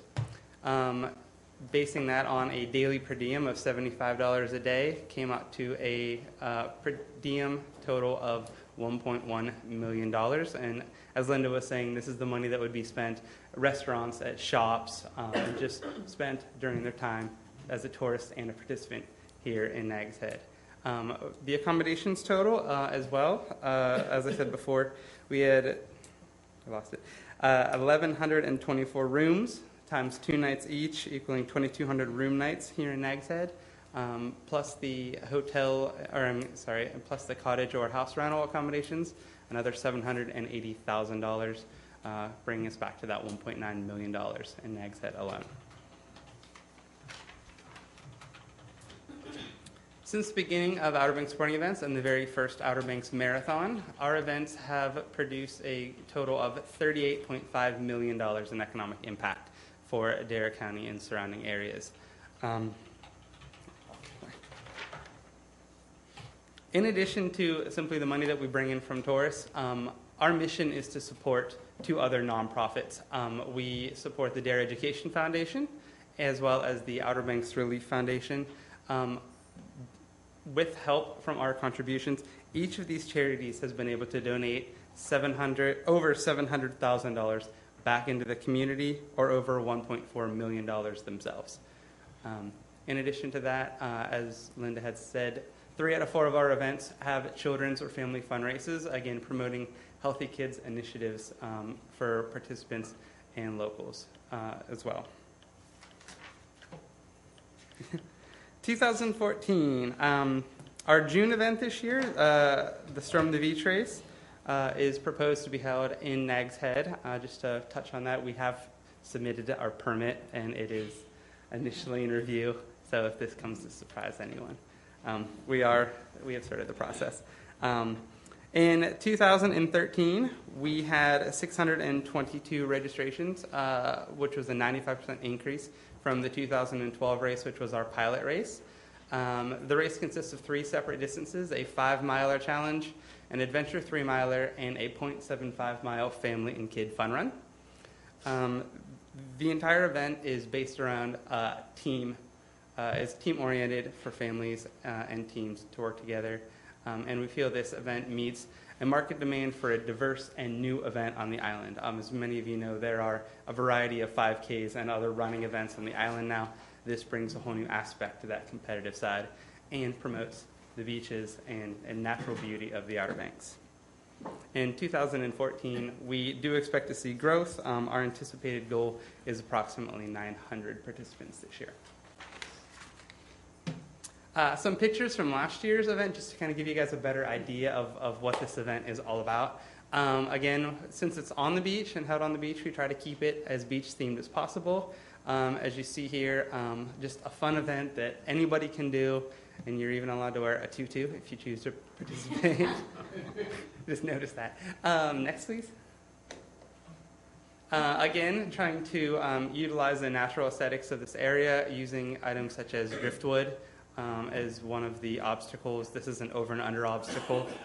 This participant actually went over a conduit pipe and then under a piece of driftwood. So a variety of challenges, really trying to get people integrated into the beach atmosphere. Fun for all ages, one of my favorite pictures. As you see, an obstacle for this little kid, themed in pirate garb, having a blast. And if you look to his upper right side, you'll see his father matching him, bandana, eye patch, and sword in mouth, crawling behind him, supporting him, and just having a blast on the beaches. And then, as I said, we really try to focus on the team aspect. For this event, finishers are required, if you're in a team, to finish as a team. So, your superstar athlete and, your end-of-the-line participant should work together, encourage each other, and finish as a team. So working together, encouraging each other, and just building some memories this year, hopefully on the beaches in Nags Head. Next. And then, of course, some of our obstacles are based, are really towards the people that want more of a challenge, that really want to, emphasize the strength side of it, not just running up and down the beach. Obstacles like this, which some people might seem a little intimidating, there's no requirement to participate in any of our proposed obstacles. So if people choose to bypass and move on, no penalty involved. But for those people that really want to, be a little bit more extreme and have some fun, we try to have obstacles that have some strength and excitement to them as well. And the favorite of all obstacles is a series of walls. The one you see here in this picture is actually the largest wall that we've had in the past. The walls that are before it are only about 4 feet high, so little hop walls. But this has been one that everybody enjoys, whatever the excitement of crawling over a wall is. I don't know, but it's cool, and it's one of the ones that our past participants have talked about the most. Next. Moving on for 2014, I want to talk about a couple of trends that we saw last year. As I said, throughout the year, we had a 58% female participation rate. This was true across the board except for our triathlon in September, which actually saw the opposite. It was 60-40 men over women, which was unique. The triathlon continues to grow. As many of you may know, the triathlon is held over in Manio. However, a nice number of the participants put down that they were staying in Nags Head, the ease of travel from Nags Head over to Roanoke. Last year and the year before, we sold out, and based on current registration trends, it looks very strong that we're going to sell out for a third straight year, which is very exciting for us. Trends, our shorter events continue to grow and sell out. As we said, the 5K sold out this year. Our challenges sold out. Many of the smaller and shorter events we had have really grown in popularity. Our November marathon event, it used to be a 5K and an 8K. We've actually switched to a 10K this year, as per the demand of some of our past participants to have a new, funner distance. And then, of course, when this slide was made, we had data that longer events such as marathons and half marathons had tended to plateau a little bit. The 2013 data just came in from USA Running, and we actually saw an increase nationwide in the marathon and half marathon distances last year. So very, very supportive to what we're doing here, that the growth potential is there nationwide as well as here on the beach. And then, of course, Storm the Beach had strong growth last year, and we look forward to growing this event in Nags Head this year and making it another huge success. Some of the challenges that we see in Outer Banks sporting events, we hold our expo at the Youth Education, or the DARE Youth Center in Kildova Hills. Parking is an issue, obviously not something Nags Head needs to concern themselves with. Competition for our events. This year is the first time that there was a rock and roll marathon or half marathon held in Raleigh. It's actually in April of this year. Growing trend as people realize the popularity of running, and we almost see ourselves in a second or third running boom.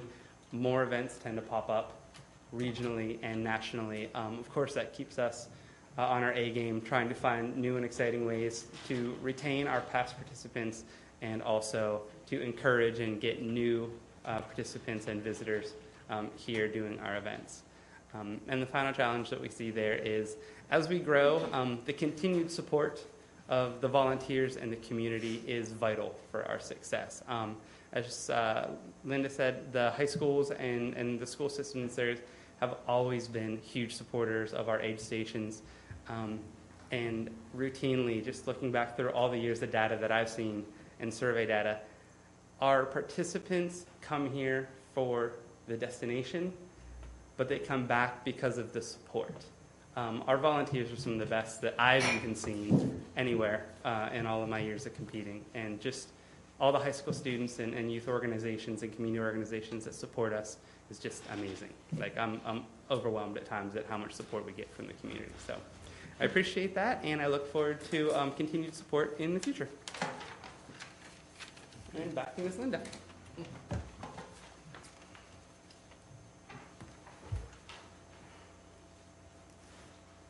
You may have a few questions, and if you do, we'll be glad to take those. But before that, on behalf of the Dare Education Foundation, the Outer Banks Relief Foundation, and Outer Banks Sporting Events, we would like to present the town with 2 framed art posters from our Outer Banks Marathon from 2013.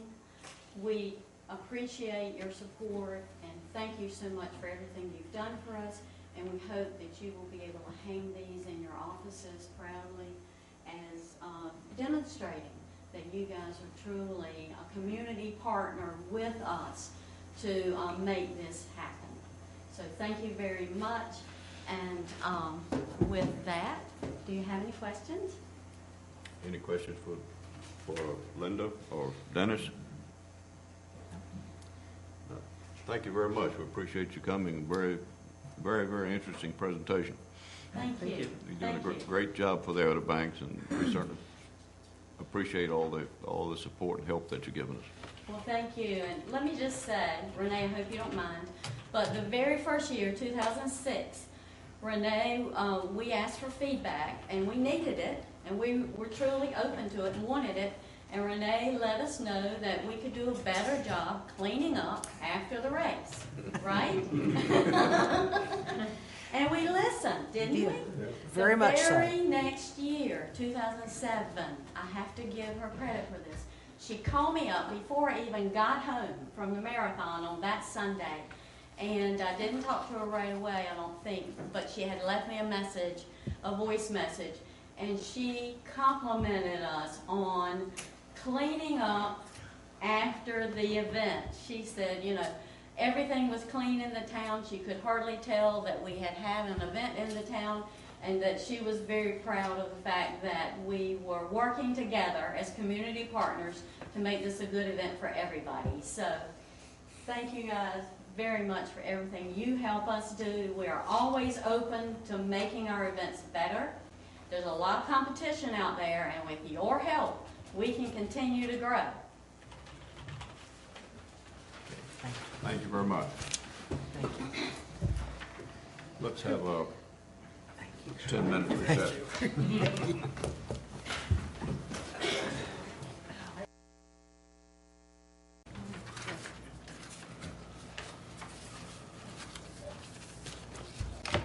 The April meeting of the Nags Head Board of Commissioners back in session. Next item on the agenda is the consent agenda.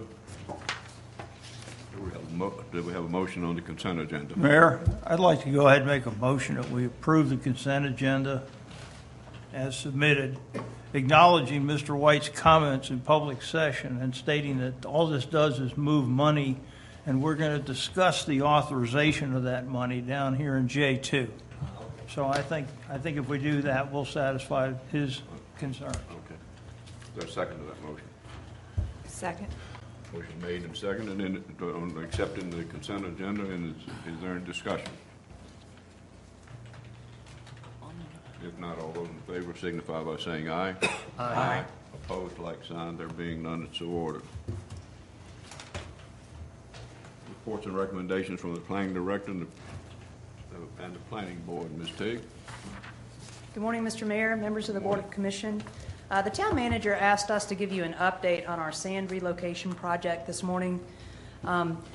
As you know, starting last Monday, the 24th of March, we began accepting applications for letters of authorization for private property owners to relocate sand on the ocean front under a modification to our CAMA permit for beach renourishment.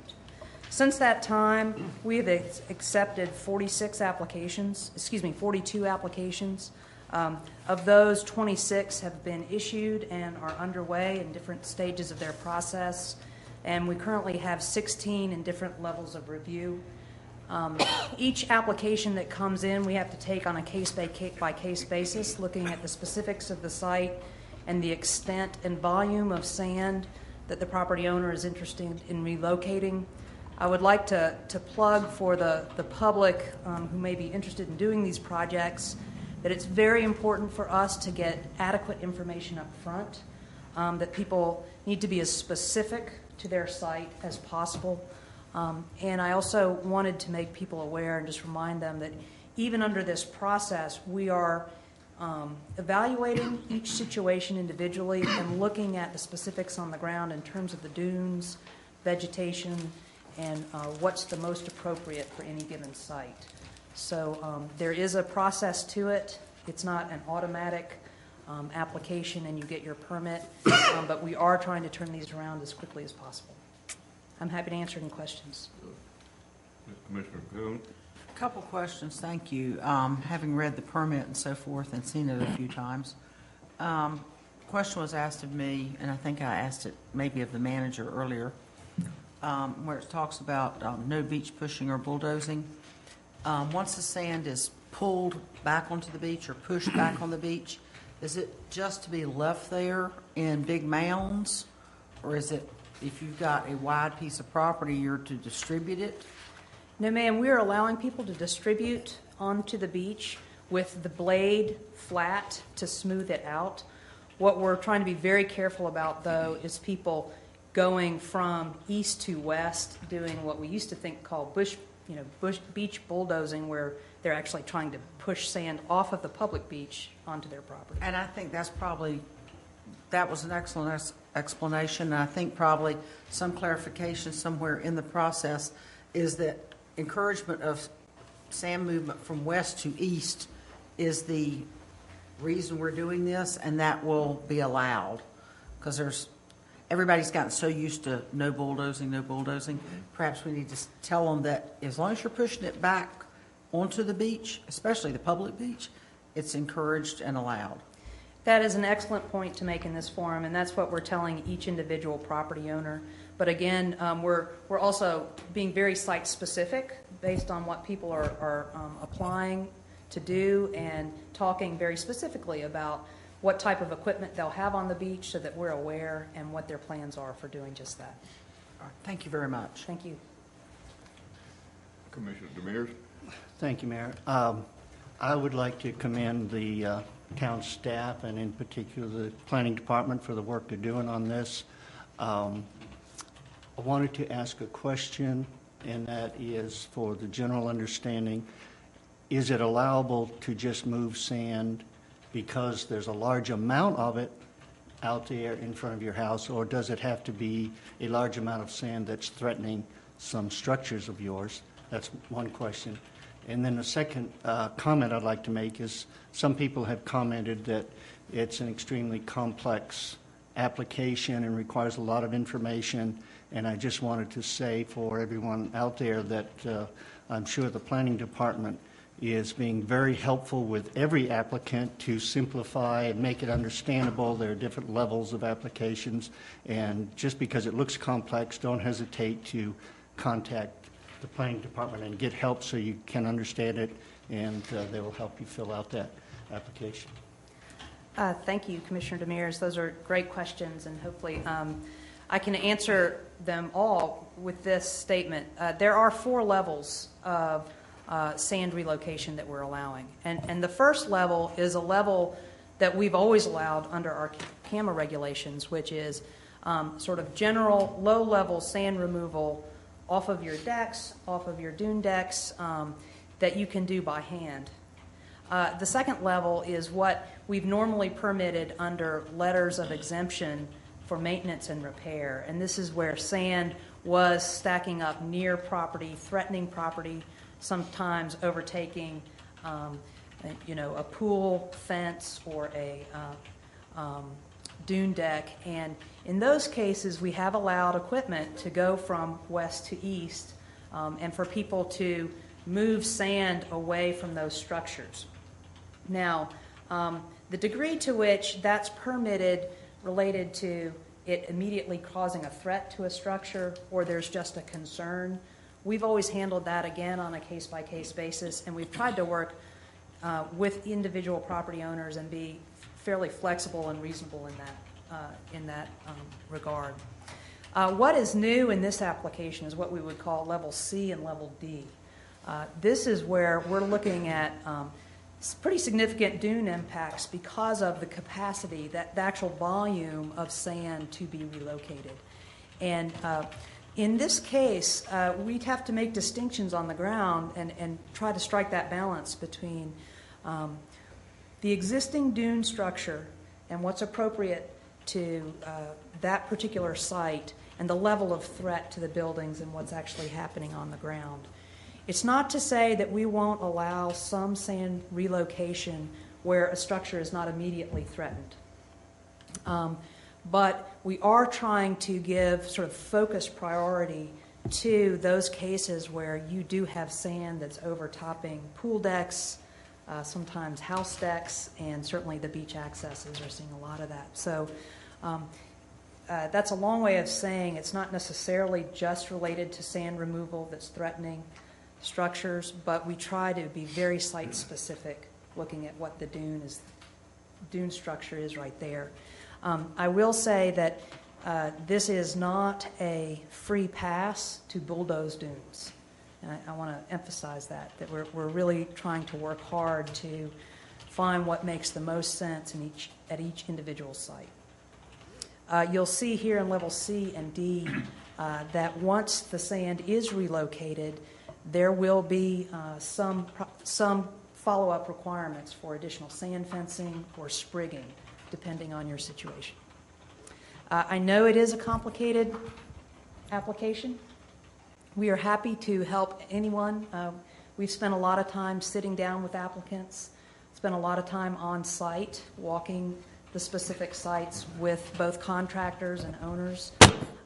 So we're trying to make that time. We're trying to be very intentional of spending that time with people to help them through this process and to see what makes the most sense.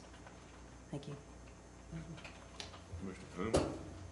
I'm very appreciative of this. I really thank David, Ryan, and Ralph Burrell for meeting and riding with Director Braxton Davis and Frank Jennings from the Elizabeth City office, and especially for David in turning in that application so quickly.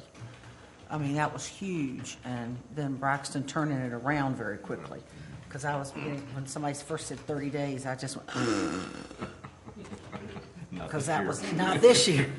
But the only other thing I have is, Ralph, are we going to take the opportunity to clean off the drain field at Hargrove so we can get to it?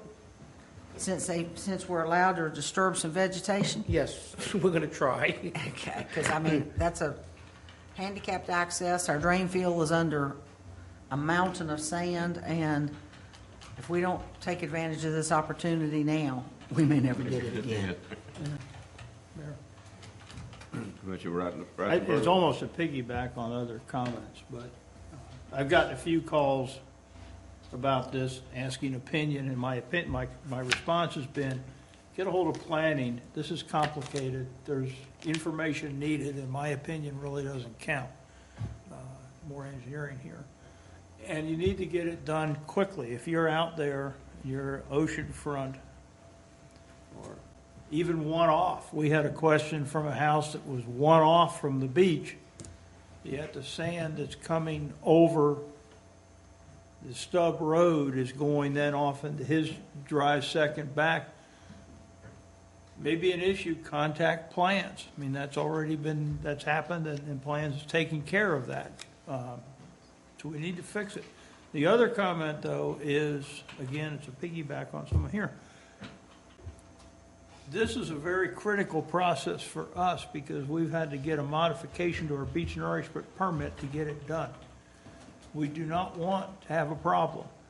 And so if it sounds strict, it is, because we don't want to end up having somebody decide we're going to lose a beach nourishment permit or have other things because we've done something wrong or allowed something to be wrong.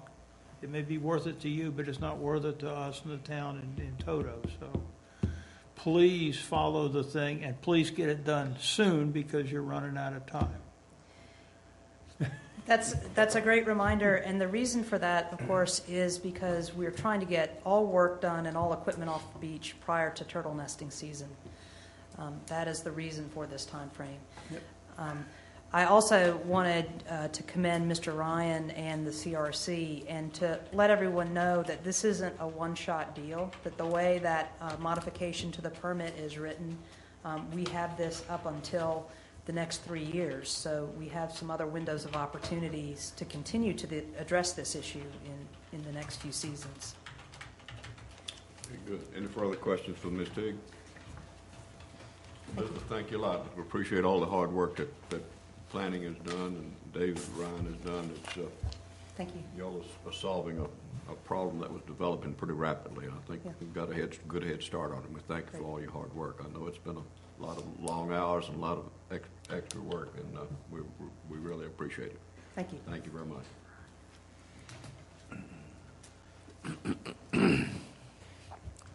One item under old business is the special assessment consideration of preliminary resolution authorizing Pine Island Waterline Extension Project. David, you've got that presentation. Thank you. Good morning, Mayor, Good morning, members of the board. At the March 5th, 2014 Board of Commissioners meeting, the board authorized a special assessment process to begin in accordance with General Statute 168-217 through 237 for improvements to the Pond Island Marina subdivision to extend the town's water distribution network to bring the utility up to the town standards. The special assessment process will assess the cost of each property owner, the frontage abutting on the project at an equal rate per foot of frontage.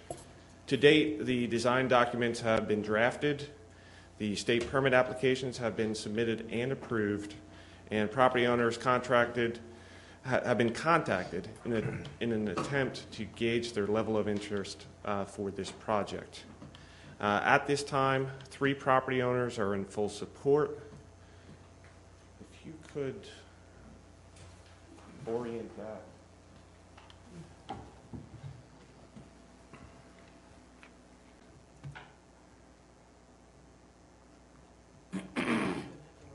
Just a second.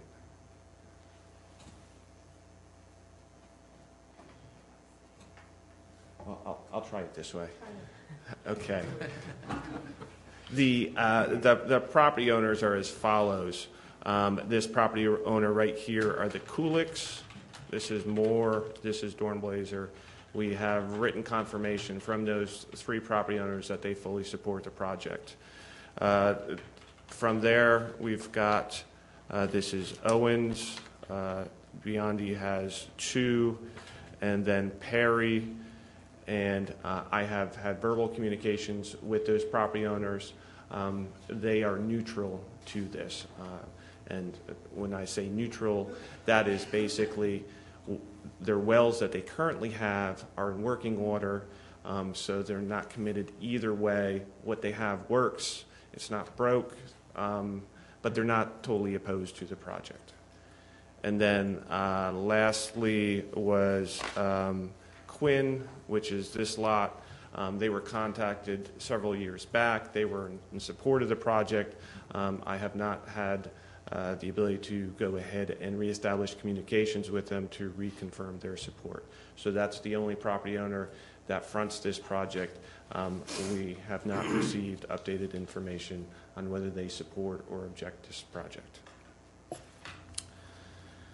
The requested action today is for adoption of the special assessment resolution.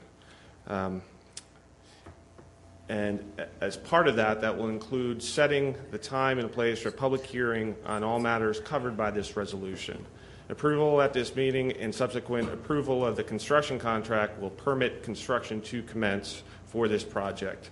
Upon completion of construction and determination of the final project costs, a preliminary assessment roll will be completed, filed with the town clerk, advertised, and a final public hearing conducted in accordance with statutory requirements. Included in your packet is a copy of the project plan, which is up on the screen.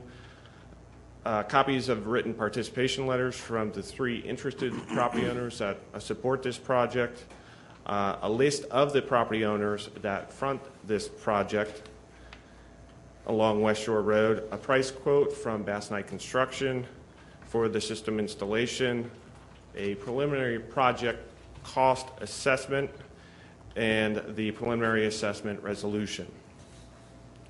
Please note under the preliminary assessment resolution that item number 5 describes the terms of the assessment, and item number 6 presents different options for payment, specifically 6B and 6C, which basically gives a pay now or pay later approach. The pay now approach would begin with the payment beginning post-assessment roll, and the pay later approach would begin once the property owner had decided to connect with a maximum cap of 10 years. One of these options should be included in your motion should you move to approve this. The town attorney may weigh in on anything that I may have left out as part of the statutory requirements. I just wanted, I want to expand a little bit on what Mr. Ryan has mentioned about the payments. Under the statute, the town has the authority to allow payments to be held in abeyance. In other words, to allow the owner to defer making their payments until either the date on which they actually connect to the system, whenever that might be, or a specific date not more than 10 years from the date that the assessment roll is confirmed. If the board wanted to provide those options of allowing those payments to be held in abeyance until someone's actually tapped on, that would be fine. You'd need to make sure that you include that option, and you'd also need to set an outside date not more than 10 years after the date of the assessment roll being confirmed. What you're doing here, as Mr. Ryan pointed out, would be giving preliminary approval to the project, setting a public hearing, and then at the public hearing, which will be held at the next board's meeting in May, at that time, people from the public could come and comment on the project, and if the board decided to go forward with it, that's what would authorize the project to go forward. From a timing standpoint, the deadline for making the payments does not begin to run until the assessment roll is approved, and the assessment roll is not approved until after the project's completed and the total costs are known. So you have some delays before any kind of payments are actually due. But given this project and given the fact that some but not all of the property owners have been in favor of having this done, you may want to consider whether or not you want to allow those payments to be held in abeyance. One last thing I'll point out is that this particular project, since it's a waterline project, as opposed to the last special assessment project that the town took on, which was the Carolinian Circle project, which was a street widening and sidewalk project, those projects can be driven by a request from the owners, a petition. And you may recall us having talked about there being a certain number of people that have to approve the project, and they have to represent a certain value, portion of the value of all the properties within the project area. That specific option does not apply to this type of project, a waterline project. The town can act on a request from the property owners, and you did receive a request from some property owners. The town can also act on its own without any request from any of the property owners. This really is a hybrid. You've gotten requests from some owners, and I think the town has decided to go forward to this point really on its own motion, and the proposed resolution here reflects those things. So, but I'll be glad to answer any other questions about the nature of the action or the actual resolution itself if y'all would like. Any questions for Mr. Leidy or for John? Beers? Just a quick question regarding the notification to the owners. We have the original letter, which was February 13th, which we've got 3 positive responses from, correct? That's correct. And then you've recontacted all the owners except for the Quinns. Is that correct? Contact was tried to establish via telephone on all the property owners over the course of the project to gauge their level of interest. Okay. And so, in particular, for those 3 property owners that came back positive, the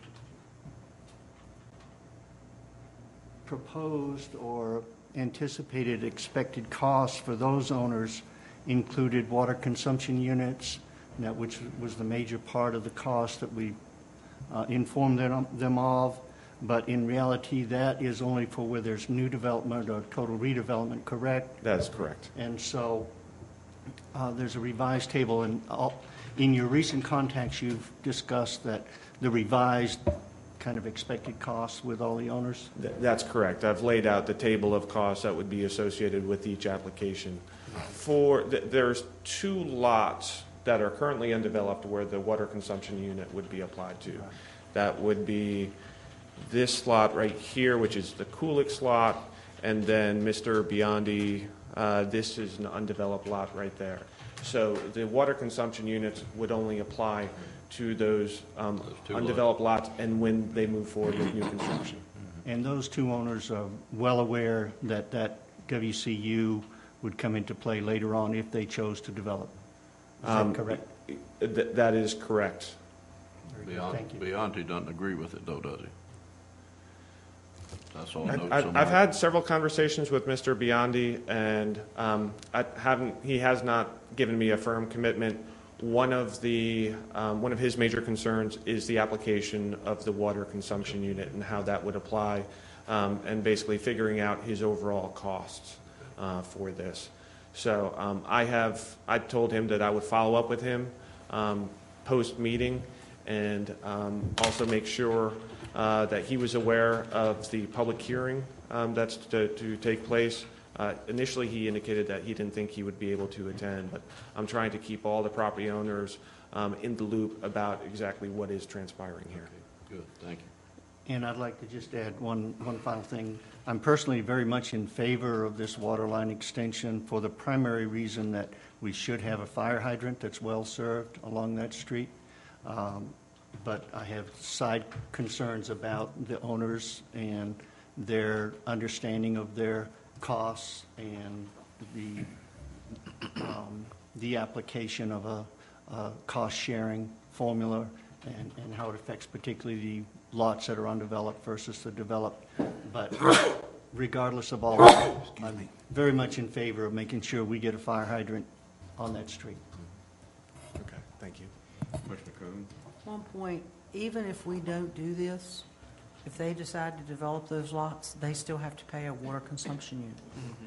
I mean, so it's better for us to have a water line there so that when they do have to pay a water consumption unit, they're going to draw city water and not pay for something they're not going to receive.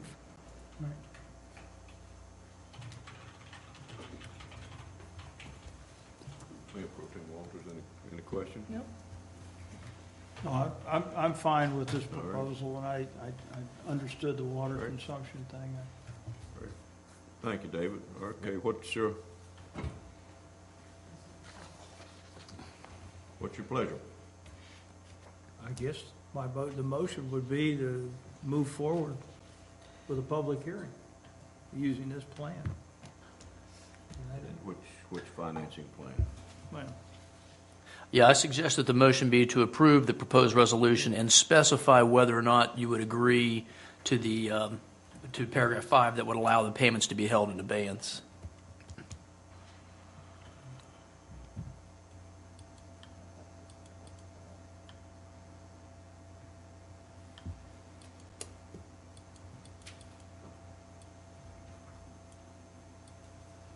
That's your motion, John?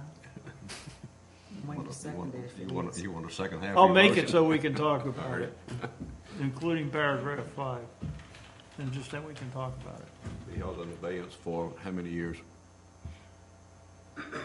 Up to 10. Up to 10, like I said, Okay. yeah, All up right. to 10. All right, the motion's made. Is there a second? Second. Okay, discussion.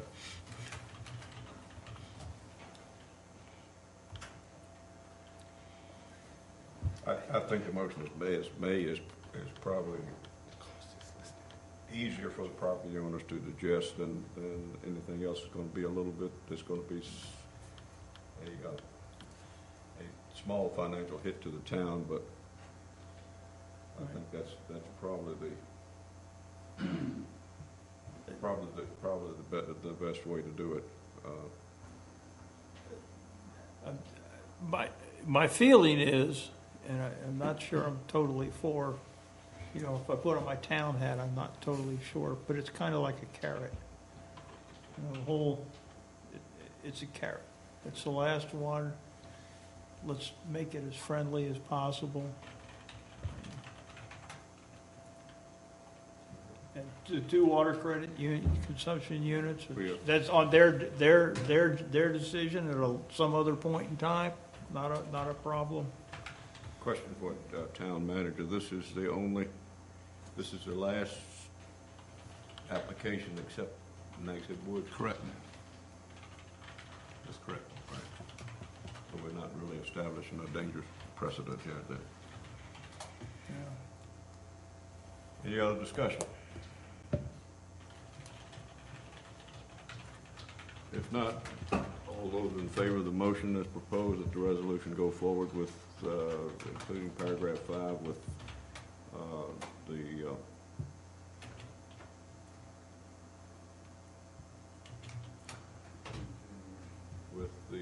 abeyance, held in abeyance for up to 10 years, either connection or up to 10 years, signify by saying aye. Aye. Aye. Opposed, like sign. There being none, it's so ordered. Thank you. Okay, committee reports. We'll start with Mr. Demers. Thank you, Mayor. I attended the March meeting, which is one of 2 annual meetings that the Albemarle Regional Solid Waste Management Authority holds. It was in Hertford. The authority, just for general information, is a conglomerate of 7 different counties that hold a contract for disposal of our solid waste into an area landfill. The authority is staffed by primary representatives from each of the counties and alternate representatives. I'm an alternate as representative for Dare County. We had a successful meeting reviewing the status of the current budget and a preliminary look at the budget for next year, elected officers for the upcoming year, and had other discussions on a couple of topics. One is the possibility of accepting new counties into the authority, and secondly, an alert that the coal ash spill to the Dan River may have some reverberations into legislation for the state legislature, which may have a significant effect on the availability of landfill area, which could affect then our disposal of solid waste. The entire impact of all that is yet to be determined, but it is being considered. In fact, on the way here this morning, public radio was having a significant discussion on the coal ash spill and the impacts that we might see. But other than that, it was a fairly effective, somewhat brief, but good agenda, and we have another meeting coming up in June. Good, thank you. Mayor Pro Tem Walters. At the last Tourist Bureau meeting, we approved 23 grants. One of those was our fireworks grant. And then I wanted to let everyone know that we now have what's called an event grant, which replaces the TAG grant, which was the Tourism Assistance Grant, and the Special Projects Grant. So they have been combined into one with 2 periods to which people can apply, those being February 1st for spring, summer events, and then August 1st for any events beginning after December 1st. This will help simplify the process. It'll help in the budget process for the Tourism Bureau, so they'll know what is coming up in the future. They've also established some new guidelines that require organizers to show more up front based on the years of doing it. They have to differentiate between out-of-market visitors versus total attendance, how they plan on tracking that. They want to know how the event will drive overnight accommodations and for how many nights. And they also have to show financial sustainability in the years to come. So it's been extended. You can have up to 4 years, I believe, as long as you're creating new components in that 4th year. So that's the gist of the Tourist Bureau meeting, the overview. We also had great discussion about the event site. That's a continuing process, and we'll be discussing that at every meeting in the future. And then we had our our first Dowdy Park Committee meeting, and that was on March 25th. We had 7 of the 8 members were there, and we had a guest, a Boy Scout, attending to work toward his civics badge. We discussed everything, concerns, ideas. It was a very productive meeting. We had tremendous ideas because of all the experience of people on there, living in various parts of the country, and working on other park committees throughout the United States, and just attending parks and what amenities they would like to see. So our next meeting will be on April 15th, Tax Day, at 4:30. We're going to just talk about the site and mapping needs. We're going to talk about some interim use of the site. As we had talked about some volunteerism, we're looking at possibly a volunteer cleanup day, just to clean up what we have and see what use we can get out of it, perhaps until the full master plan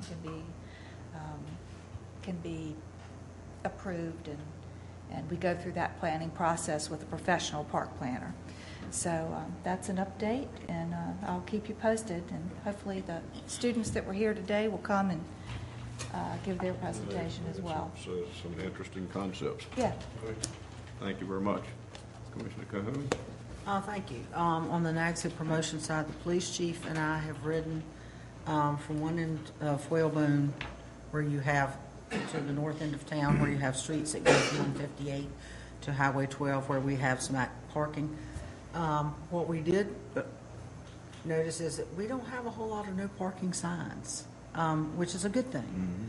Mm-hmm. So there's more areas available for parking in between the highways than people might think. We looked at some of the places that had no parking, and some recommendations will be coming forward. The police chief's going to get with the manager and work on taking a look at the list that we came up with for his perusal and approval. Good. Changing a few of where they're double-sided may not, maybe some of the course of action. With those streets that some people questioned during our business meeting about there being no parking, obviously there were some reasons, such as ditches on the side of the road and the number of curb cuts that create some safety issues with people parking and not being able to back out into some of those smaller streets. If you've got people parking on one side and you're trying to back out, chances are you're going to hit a car that's parked probably not all the way off the road. But I think everybody's going to be really surprised at the amount of parking. We should have that list ready for the board at our May meeting. Good. So with those recommendations. And may I ask one question for Commissioner Demers? In your report, you stated that there were some more counties that were looking at joining the Solid Waste Authority. Yes. If that's allowed, how does that affect the number of years available for solid waste disposal in that landfill? Yeah, that question was asked at the meeting, and basically it's a negligible impact. There are 2 counties that have expressed interest. One is actively pursuing it.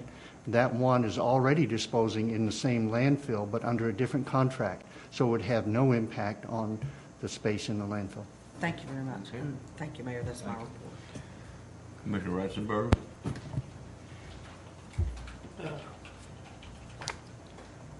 I've got a long one here, I guess. Okay, it's been a busy month. First off, one of my duties is appointments is Dare County Shoreline Management Committee. The committee's not actively meeting as a committee.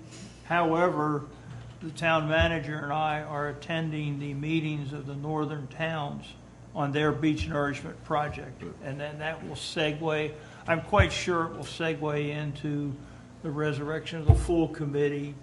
Right now, the county is pretty tied up between the nourishment at the S-curves, the Bonner Bridge, a bunch of other projects, but we're actively involved in it. And I'm not going to report on the details. That's not our business, other than to say, has been there, done that, got that T-shirt already, and I'm happy to sit there in the back and just add it if I can. Okay, the other committee that I'm on is the YMCA Strategic Master Planning Committee. And Ms. Teague and I went over and met with the director at the YMCA at the end of February, so I could kind of get read in on that process. There were a couple of surveys that needed to be completed, and I've done that at both the Bound Center and the Dare County Veterans Advisory Council, and as soon as I collect my notes, I will turn them in, and then we have a focus group scheduled from the YMCA with us on the 16th, with the board on the 16th.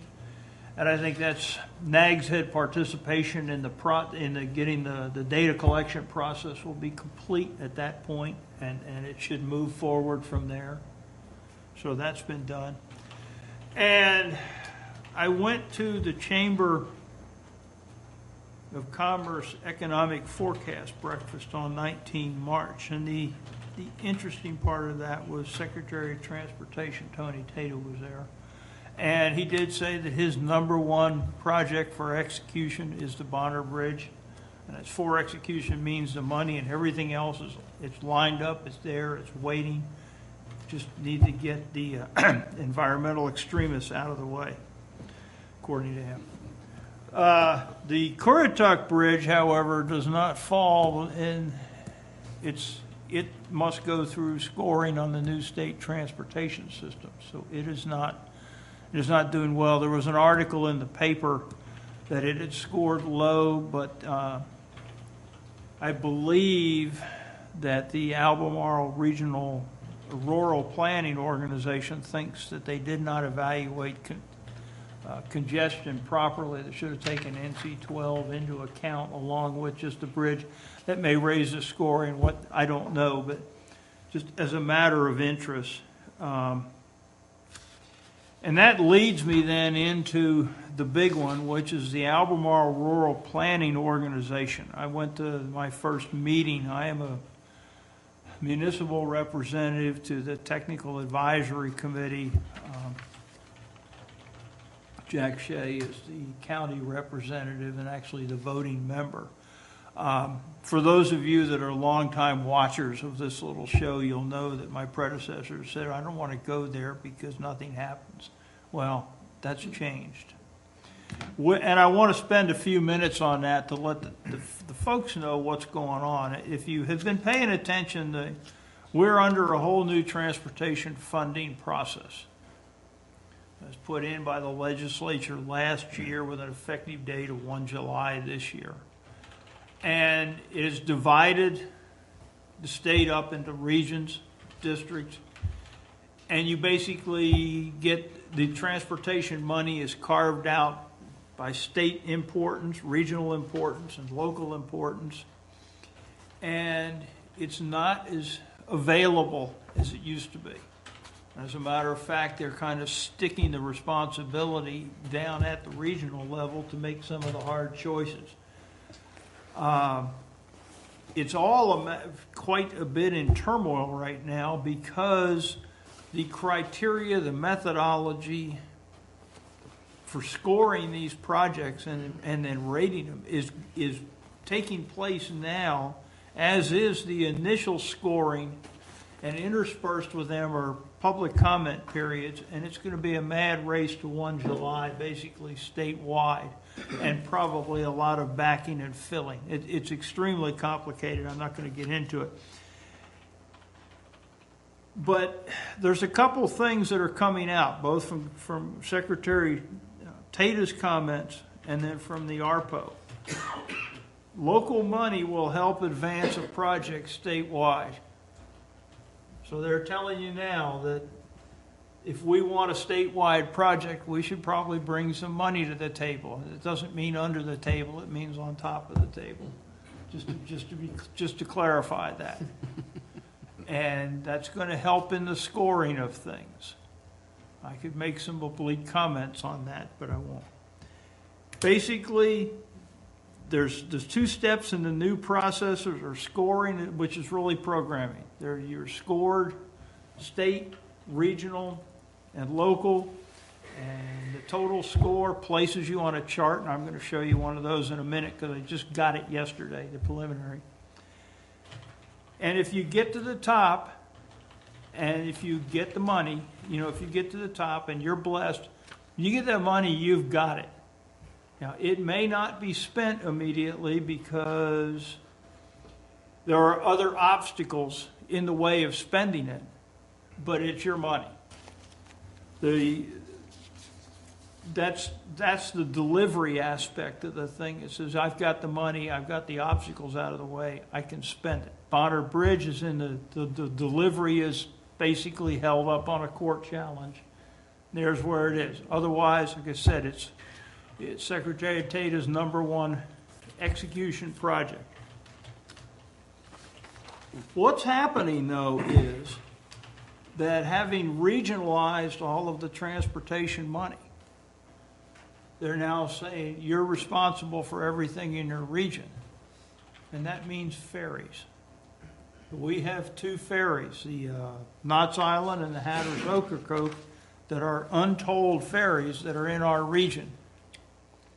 And the emphasis appears to be, and in fact it's being placed squarely on the RPO itself, to make the decision on whether or not these ferries should be tolled. T-O-L-L-E-D, not T-O-L-D. And if you go back to the local money will help advance a statewide project and some other things, if we don't toll the ferries, then maintenance and replacement may come solely out of the transportation money allocated to our district, our region. Will not come out of the state pile. They've carved the piles up. And they rate these by congestion and major, and if you see anything on the initial rules, they're heavily weighted to the major urban centers and congestion. Congestion is it. And we have almost no chance of competing in some respects out here. Even the Currituck Bridge, if they relook congestion, is still only going to be a 3 months of the year as opposed to a whole year rating. So, I mean, it's tough to compete in the Northeast.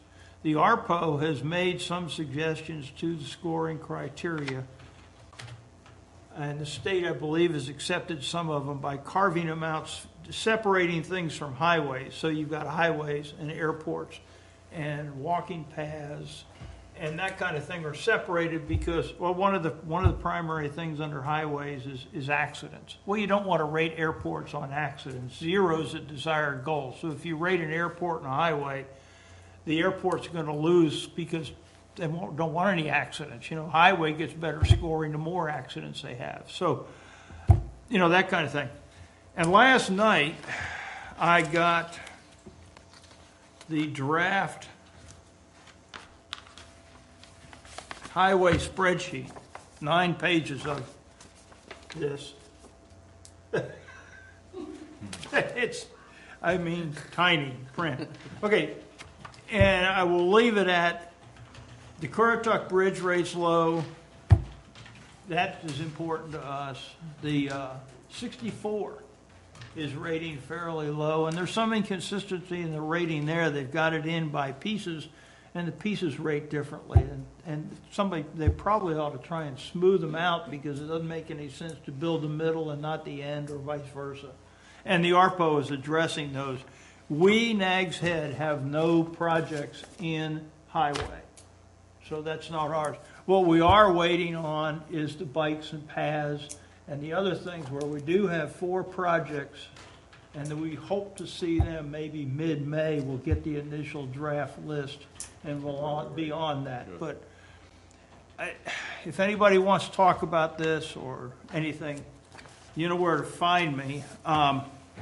But the ARPO is no longer something that's a long, boring trip for no purpose. This is basically transportation in the state of North Carolina now. It's turned out to be quite big. And I think, I know, one more piece of this, although our traffic signal study for the Outer Banks event site was approved and should start very shortly. So the study as to whether or not to be that just came in yesterday. It was not April Fool joke. It was yesterday. So that part is going. And I think that's it for committee report. Oh, good. Thank you very much. The only thing I have to report will be reported on later under my agenda on discussions that we've had on recycling. Next item is request for additional funds for the Town Hall remodel office project. Thank you, Mr. Mayor. Mr. Manager. The item that was placed on your consent agenda with the budget adjustment that deals with this project was a request to transfer $6,880 from the Capital Reserve Fund over to this project. In this fiscal year, the board approved a capital project that would remodel, actually it would, 4 offices in the back, admin services, presently working in effectively what are cubbies. We would wall in those 4 offices to make them 4 individual offices. At the time of the budget, we put in $40,000 for this project as our estimate. We hadn't taken this project to bid yet. We've done that. The bids came in at $42,500. So while the estimate was close, it wasn't quite close enough. The reason also for the additional funds is that we needed $4,380 for engineering and design. That was structural and civil engineering, and the bid came in at $42,500. So we're asking that you allow us to, or you authorize this funding to get this project in place. We're ready to go. We've made arrangements to double up these 4 individuals during this process. There won't be any interruption to town services. There will be to town staff, but not town services. The one note I wanted to mention about the budget adjustment, you'll see from time to time where money is requested to be moved. What that does is it places the money in the right line item. It doesn't authorize the staff to spend that money until you take the official action. It just expedites the process so that we don't have to come back in May with the budget adjustment. We can go ahead and get started. And you'll see that from time to time, but it doesn't usurp the town's financial or board policies. It just try and keeps things moving.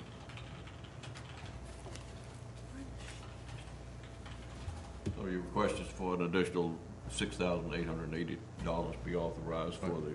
And the source of funding is where the $40,000 came from initially, which was admin facility fees. Okay, do we have a motion? So moved. Moved and second. Any discussion? I wouldn't mind knowing, I think Mr. White had a legitimate question. We're 11% off. Do we have a feeling for why the engineering for cubicles is so much more? Well, again, at the time when we did this, we put what we thought would be enough. It wasn't. I don't know if maybe David can speak to the increase. This project has been talked about for several years. Originally, there was 3 bids that were obtained based upon a preliminary sketch that was provided by the architect. The range of estimated fees range from, I think, $20,000 all the way up to $35,000. And so that was used as the basis for the estimation for the $40,000. When we went back and we contacted these contractors, the contractor who had given the bid for the $20,000 was too busy and could not resubmit a bid. And we actually had to put this out to bid 3 different times in order to gain enough interest in order to meet our own policy requirements. So I think we did our due diligence up front. Unfortunately, with the bump that we've seen in construction here, that has contributed to the lack of interest and the increased price for this project. Any other questions? Thank you. Any other discussion? If not, all in favor signify by saying aye. Aye. Like, opposed, like sign. There being none, so ordered. Get that project underway. Yes, sir. Next item is consideration of amendment to our business license ordinance. Kim? Good morning, Mayor and Board of Commissioners. This request comes out of the recent Small Business Forum. It basically is to request 2 things. It's to change the due date of annual business licenses from the existing date of July 1st to September 1st. And then secondly, it's a housekeeping request to combine 2 reporting requirements of the ordinance into one, so that it only comes to you once a year, with both items included rather than 2 separate reports. And I'll try to answer any questions you might have. Any questions for Kim?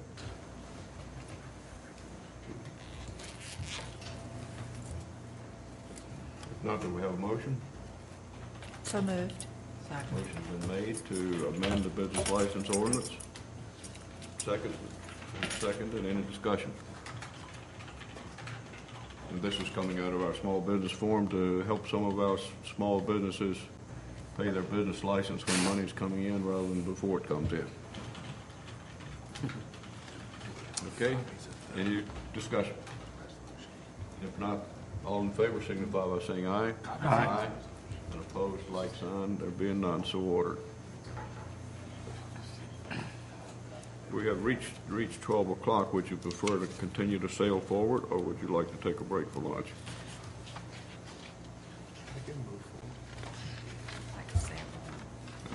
Sail on. Okay, we'll sail on. Items referred to in presentation from our town attorney. Mr. Leidy. Thank you, Mr. Mayor, members of the Board of Commissioners. In light of Mr. Allen's questions from this morning, I thought maybe it would be helpful to give a very brief synopsis of the status of the San Soda litigation. This case stems back to the November 2009 storm where the cottages on Seagull Drive were damaged by that storm.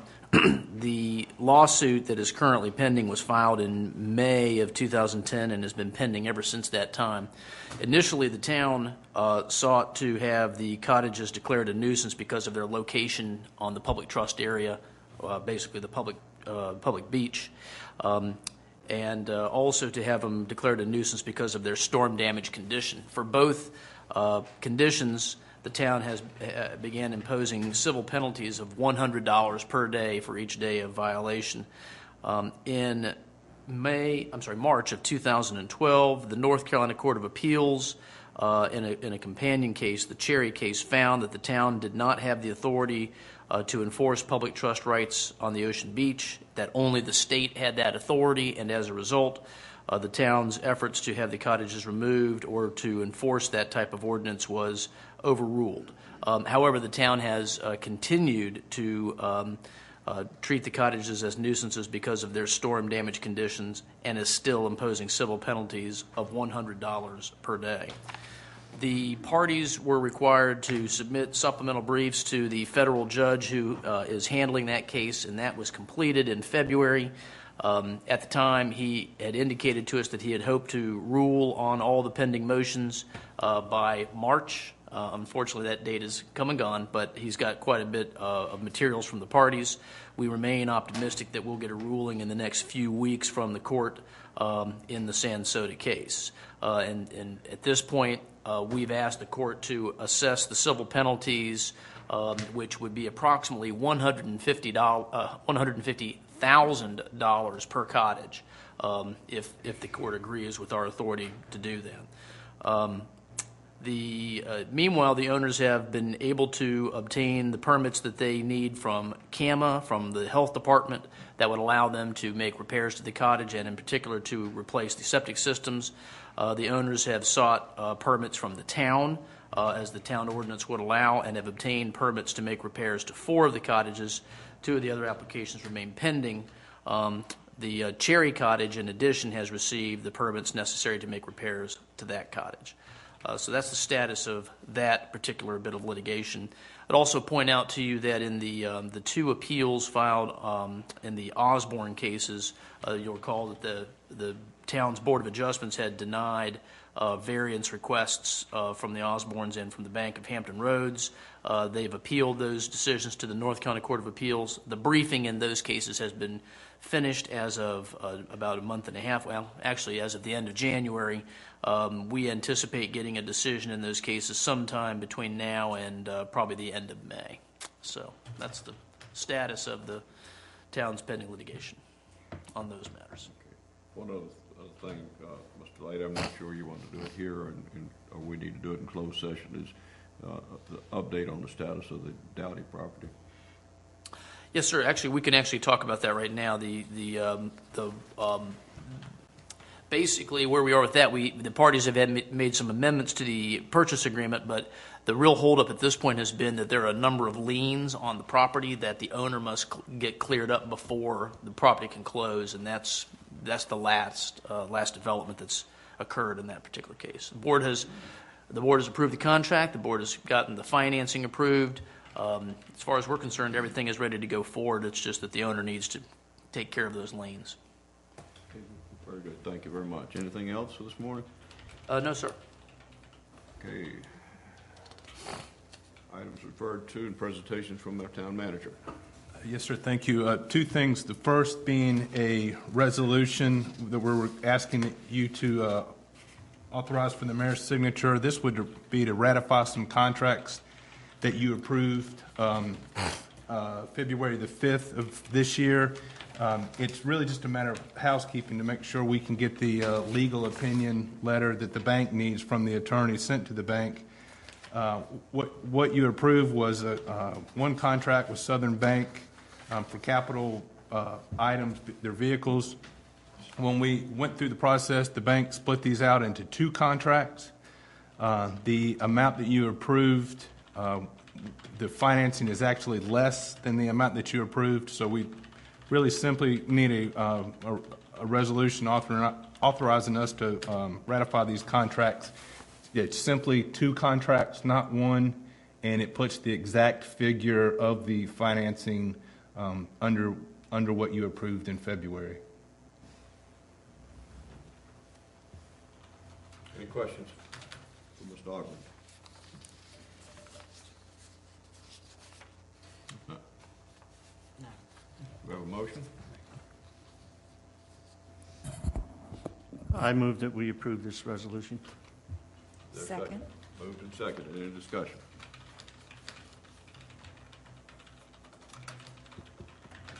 Not all in favor, signify by saying aye. Aye. Opposed, like sign. There being none, it's ordered. Is that the ceiling falling?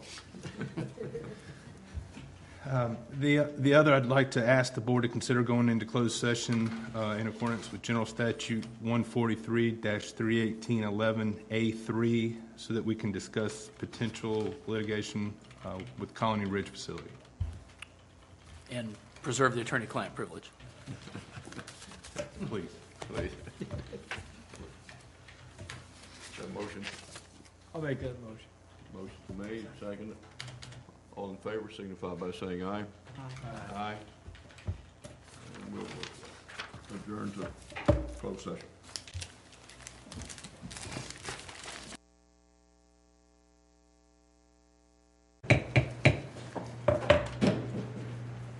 Nags Head Board of Commissioners come back into open session.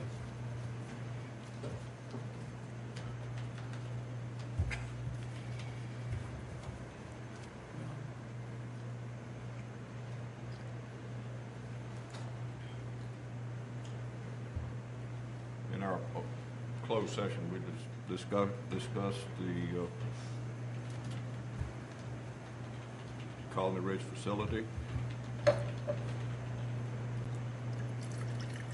primary concern for Colony Ridge is quality of patient care and continued uninterruption of the facility. We have continued concerns about the physical plant that have not been addressed by the present operator. After a number of discussions with the operator, we have decided to entertain new proposals from qualified nursing home operators. Our goal is to provide continuing quality care and uninterrupted operation of Colony Ridge. The statement was adopted by our board in closed session.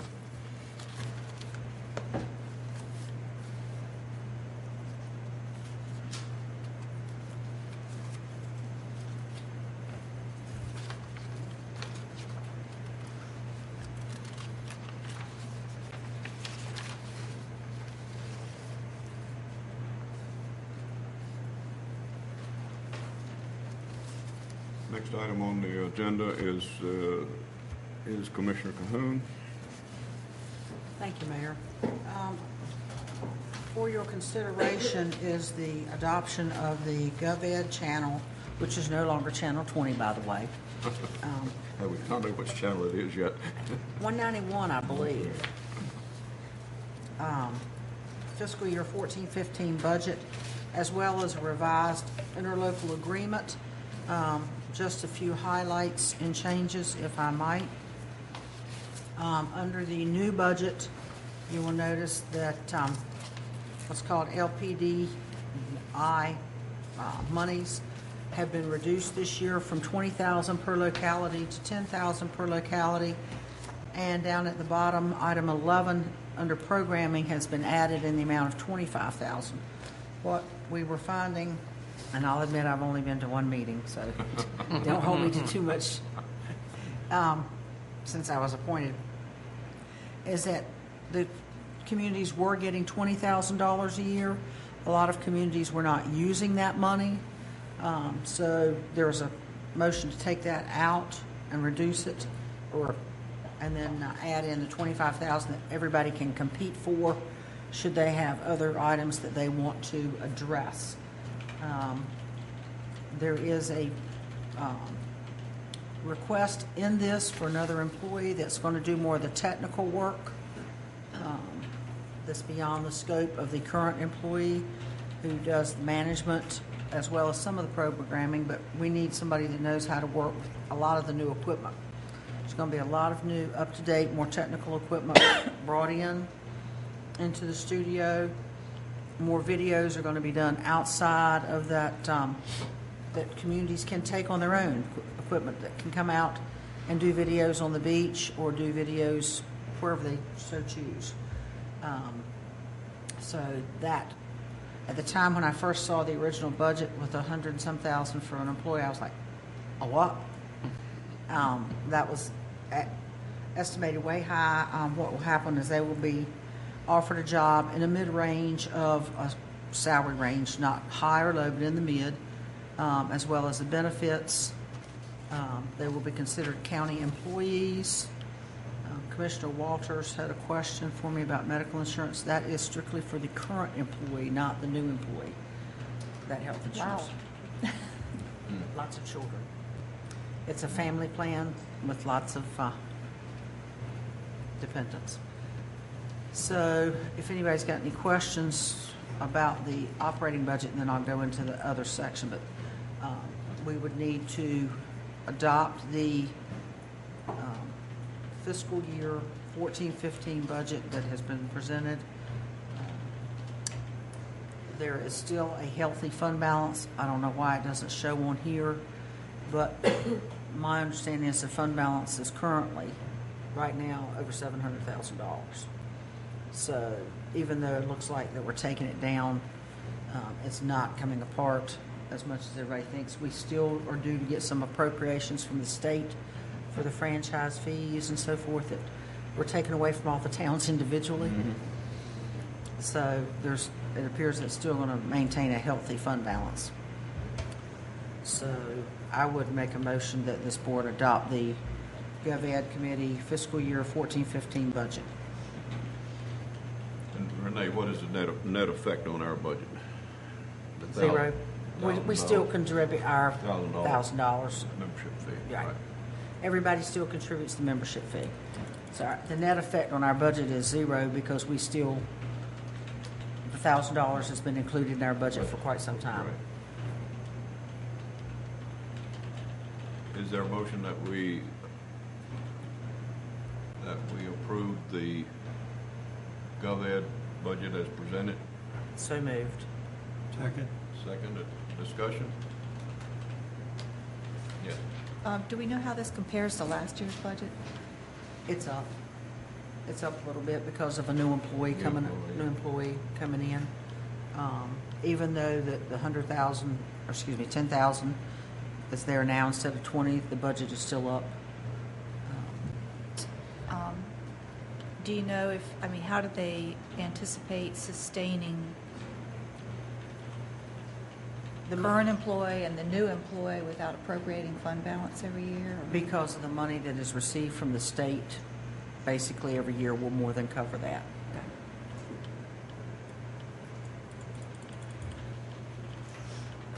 And I'll admit that I'm still learning on this one. It looks like they're taking the appropriated fund balance down pretty rapidly. What are we going to do when it gets down? Any ideas? What I don't understand with this budget is, and why it doesn't show the amount that's still left in fund balance, which would answer a lot of these questions. Right, yeah. Okay, any further questions? If not, all those in favor of the motion to approve the GovEd's budget as presented, signify by saying aye. Aye. Aye. Opposed, like sign, and there being none. Now you've got the agreement changes. The second part of this, the county manager, county attorney has submitted some language to clean up the interlocal agreement. I have some concerns about, on page 2, about adding the entities, College of the Albemarle, Coastal Studies, and of course the Board of Education had already been approved as a member. I think since that were all approved in 2011, I don't know that we can really make any changes, but all the local governments' membership is limited to elected officials, and none of the College of the Albemarle, Coastal Studies, or the Board of Education are required to have any of their elected officials or, say, directors like the dean of the college or the superintendent of schools or a vice dean or a deputy superintendent or the director of coastal studies representing them. I do have a little concern that there may be people way down in the ranks looking at these budgets and appropriating money when those of us representing the towns that started all of this GovEd have people on the committee that are responsible to our constituents because it is still taxpayer money. But like I say, since some of this was changed in 2011 and they're just cleaning up the language, you'll see that in there for our approval. Well, the Board of Education has, they are elected. Right. They have, 7 elected members on their board, and I would assume that COA and UNC Coastal Studies also has a board of some kind. They do have a board, and they do have deans. Well, they have, just like superintendent, deans, and directors of the school. We're not, like I say, I've only been to one meeting. Manio has never sent an elected official in all the years that they've been there. So technically, their representative has never had a vote, because you can't vote in a meeting without being an elected official. They are now going to have a representative that has been elected start to attend the meetings. We were so informed that at the last meeting. But yes, the Board of Education, College of Alabama, UNC Studies, there should be,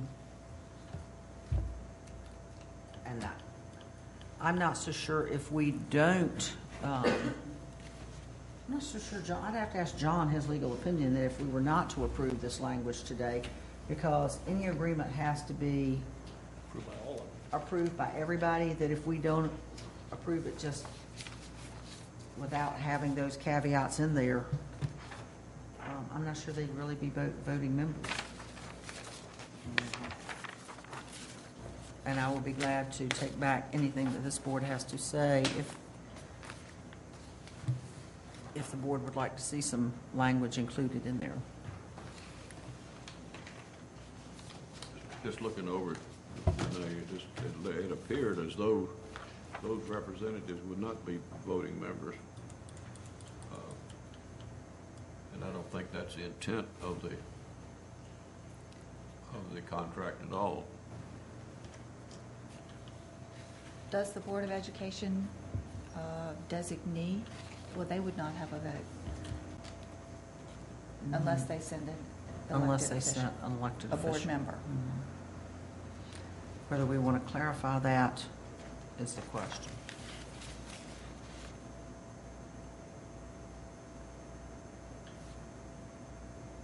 Well,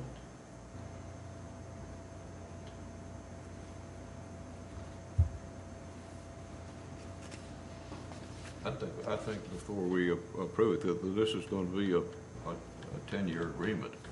I think before we approve it, we need to go ahead and ask you to take that back to them and see if we can get that deficiency covered.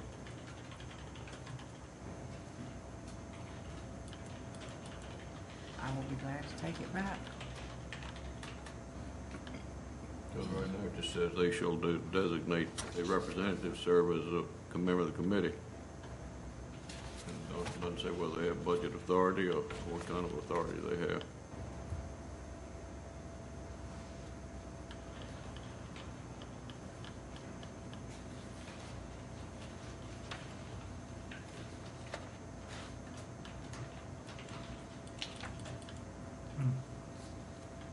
It's kind of sticky. Yeah. If you'd like to do that, if you don't mind taking it back, Mr. Cohn, I'll make that as a motion that we send it back to since it is a 10-year agreement we're signing on to, that we take that back and ask the committee to clarify the qualification of the representation from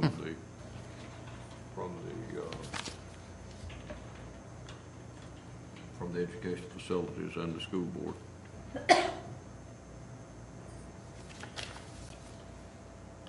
What specific section are we trying, I'm sorry. If you look at 3A, I'm sorry. I'll second your motion for second discussion. All right. How's that? Okay. You're right.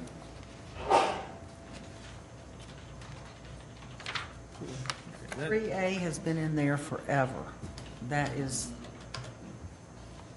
It says from time to time, the educational entities shall, and I would assume that would change to entities, shall designate a representative to serve as its representative on the committee.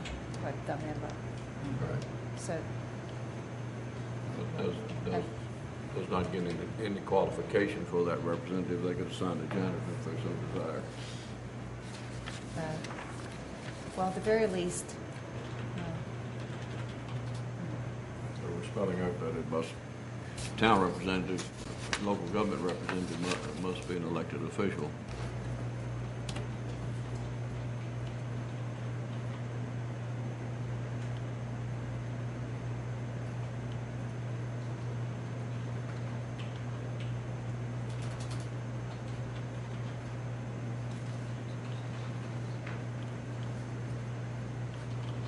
We've got a motion, a second on the floor. Is any discussion on that? Well, I think we ought to frame exactly what we're looking for. I mean, the Board of Ed, the existing Board of Education has elected officials. So that could cover it's the new ones. And typically, colleges have deans, which are the authority for their Right. school. They're not elected. We need to find Well, what we're trying to. they also have appointed boards that are appointed by governmental agencies. Mm-hmm. So, there are some possibilities there where you Yeah. at least arm's length of being an elected official anyway. Well, I think if we take it back and have a thorough discussion, we'll get back something more Mhm. that everybody will understand and can possibly adopt. Without making anybody angry, it's just clarifying a level playing field. Yeah. It is public money. May I ask our attorney, do you have any opinions or recommendations on? I'm not really sure I do at this point.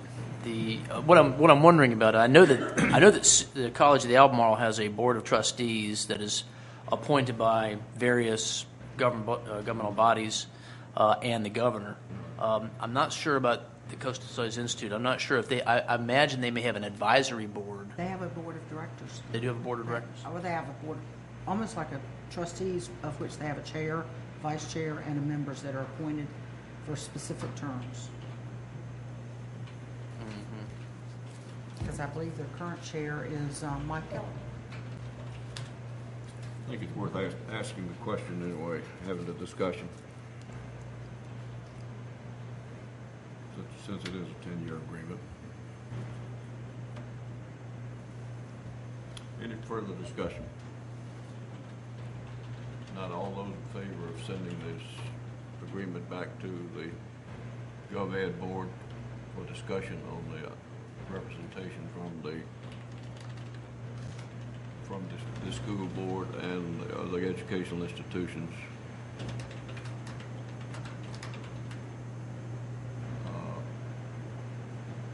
All in favor signify by saying aye. Aye. Aye. Opposed, like sign. So it's carried. So Renee will ask you to take that back. I will bring it back, sir. Thank you.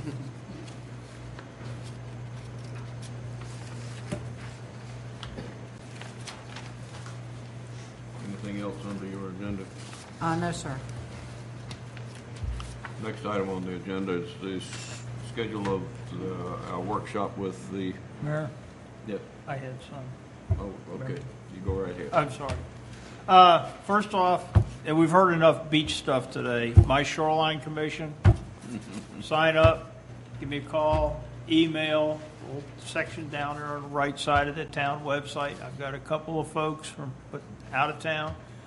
I mean, I understand there's local interest in the condition of the beaches and the rest of it, but I don't see anybody falling in line to want to get in and talk and deal with it. So come talk to me, and there's a lot going on. We're looking at the coastal protection, what we can do, when, how, the long term for the fate of the town. Shifting gears, Roberta, you're on. Yes, sir. Dare County Veterans Advisory Council. And if you read the Coastland Times, you can see some of this. There's my card. Okay, we have a program from the Dare County Veterans Advisory Council, and the staff member over at county is Rhonda Creep.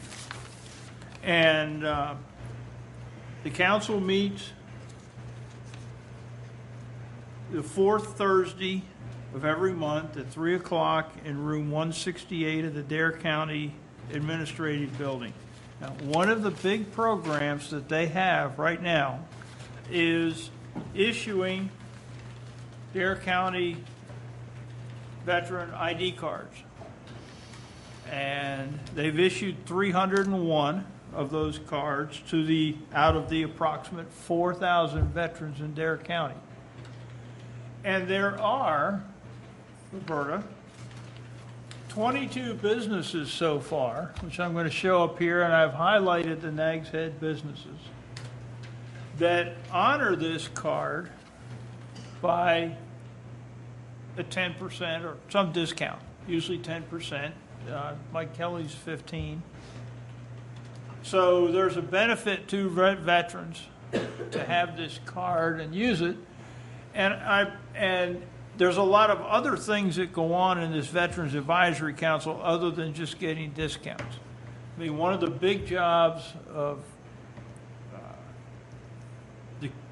at the county is to make sure veterans' paperwork is straight, that they can get their benefits, get assistance with that paperwork, fighting their way through the system one way or another. If you're a veteran, if you want any benefits of any kind, regardless, you got to have your DD 214, your discharge record, and many people don't. They don't realize it until too late. They don't know that things are available to them with that, including health care, and the Veterans Office will help get that in your hands and get you moving through the system. I bring this up because I'm going to hand this off to Renee. We previously discussed this in promoting Nags Head, is that there is a benefit to Nags Head businesses to being veterans friendly. And the county is certainly trying hard with this Dare County Veterans ID card. And so I personally urge any veteran that hasn't to go over to the county and get their ID card. They can use it in any of these things here or even within the county. During the month of April, they are going to be issuing these cards every Wednesday from 10 to 1 in room 142 of the Dare Admin Building. You need your 214 and proof of local address. And I would keep an eye on the Coastland Times because they also float around from the Baum Center and down onto Hatteras Island, places like this. So there are other things, but they have a program of trying to get veterans connected, the American Legion, the VFW, and of course, you know, the Veteran Service Office there is a great resource. So I wanted to provide that. And then lastly, here we go again, Roberta.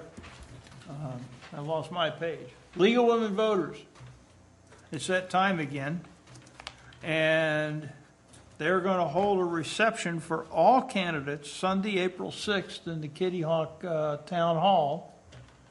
That's for the folks in the primary. So if you're interested in a meet and greet sponsored by the league, there it is.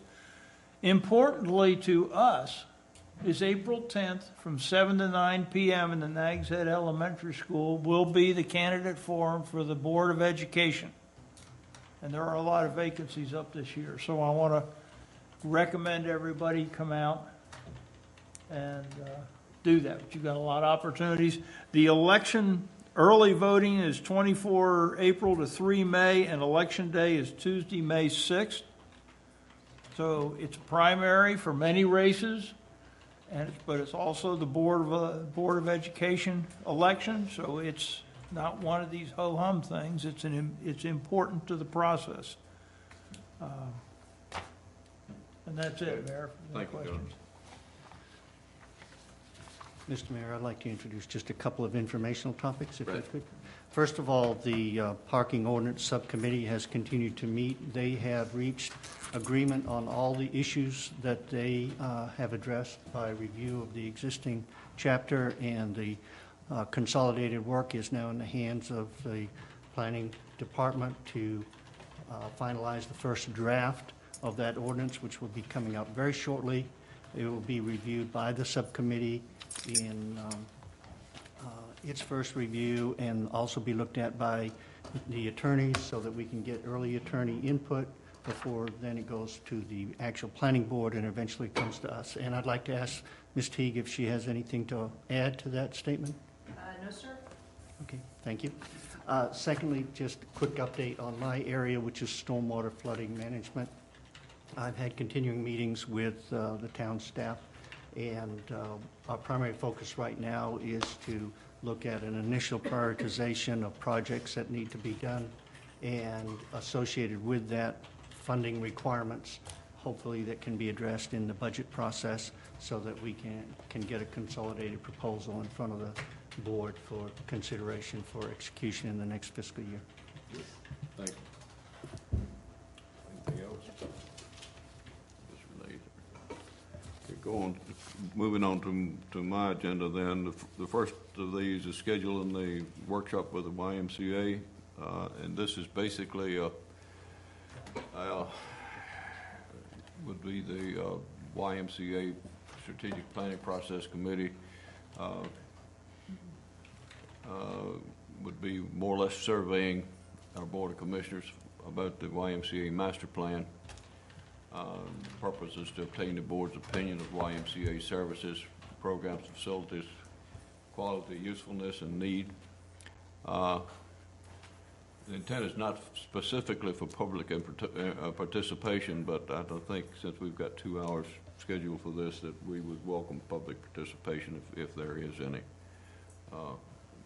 input. I know there's a lot of interest about some of the YMCA programs, and I've been contacted by several people that might want to attend and express those opinions. And that will be held at 3 o'clock on April 16th. And then following that, we will have a public workshop on future planning for the Hotel Overlay District and Recreation Overlay District. The property owners and stakeholders have been invited, and we want to sit down and talk about what we would like to see going on in that district in the future, how it should be handled, and get input from all the stakeholders. That will take place at 5 p.m. in the south wing of the fire station.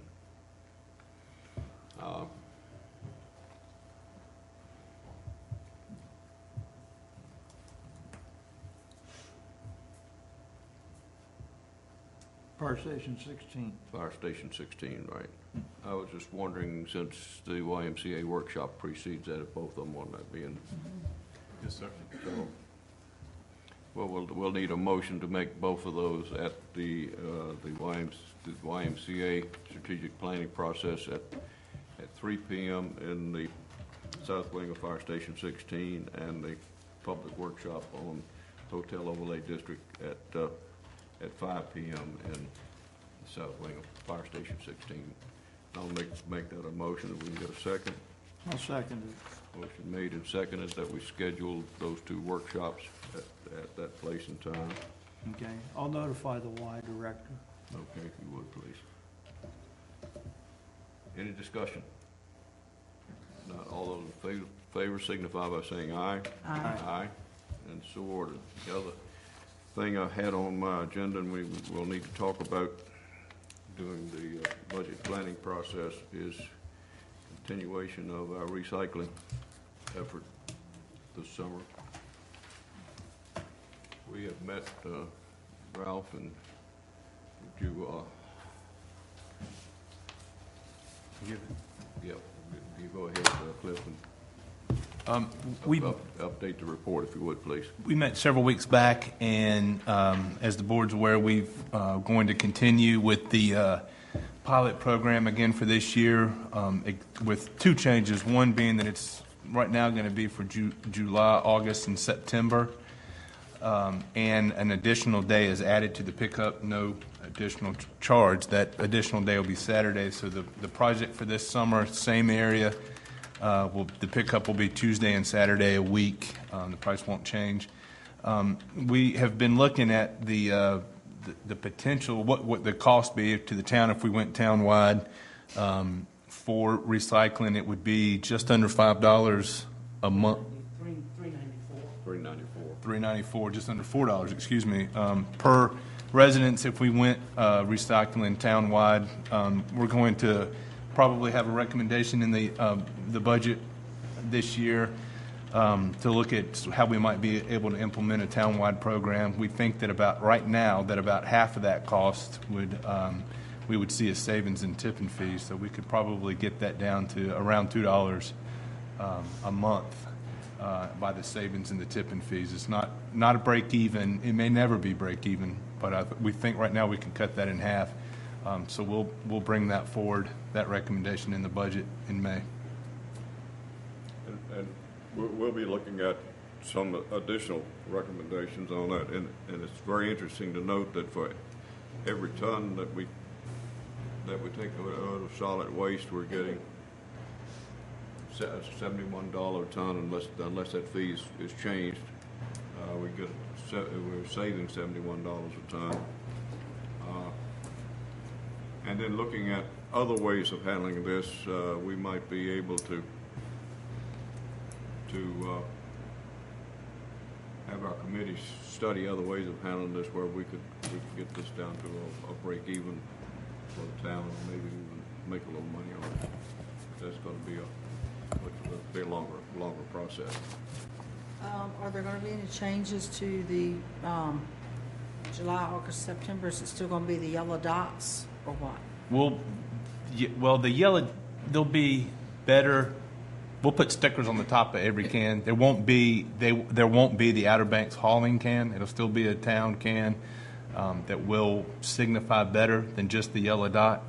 If we were to go, it would be an expense. If we were to get their can, the town, or we'd have to pass it on. So we're still going to take a garbage can out of the stream and put it into recycling from each house? Yes, ma'am.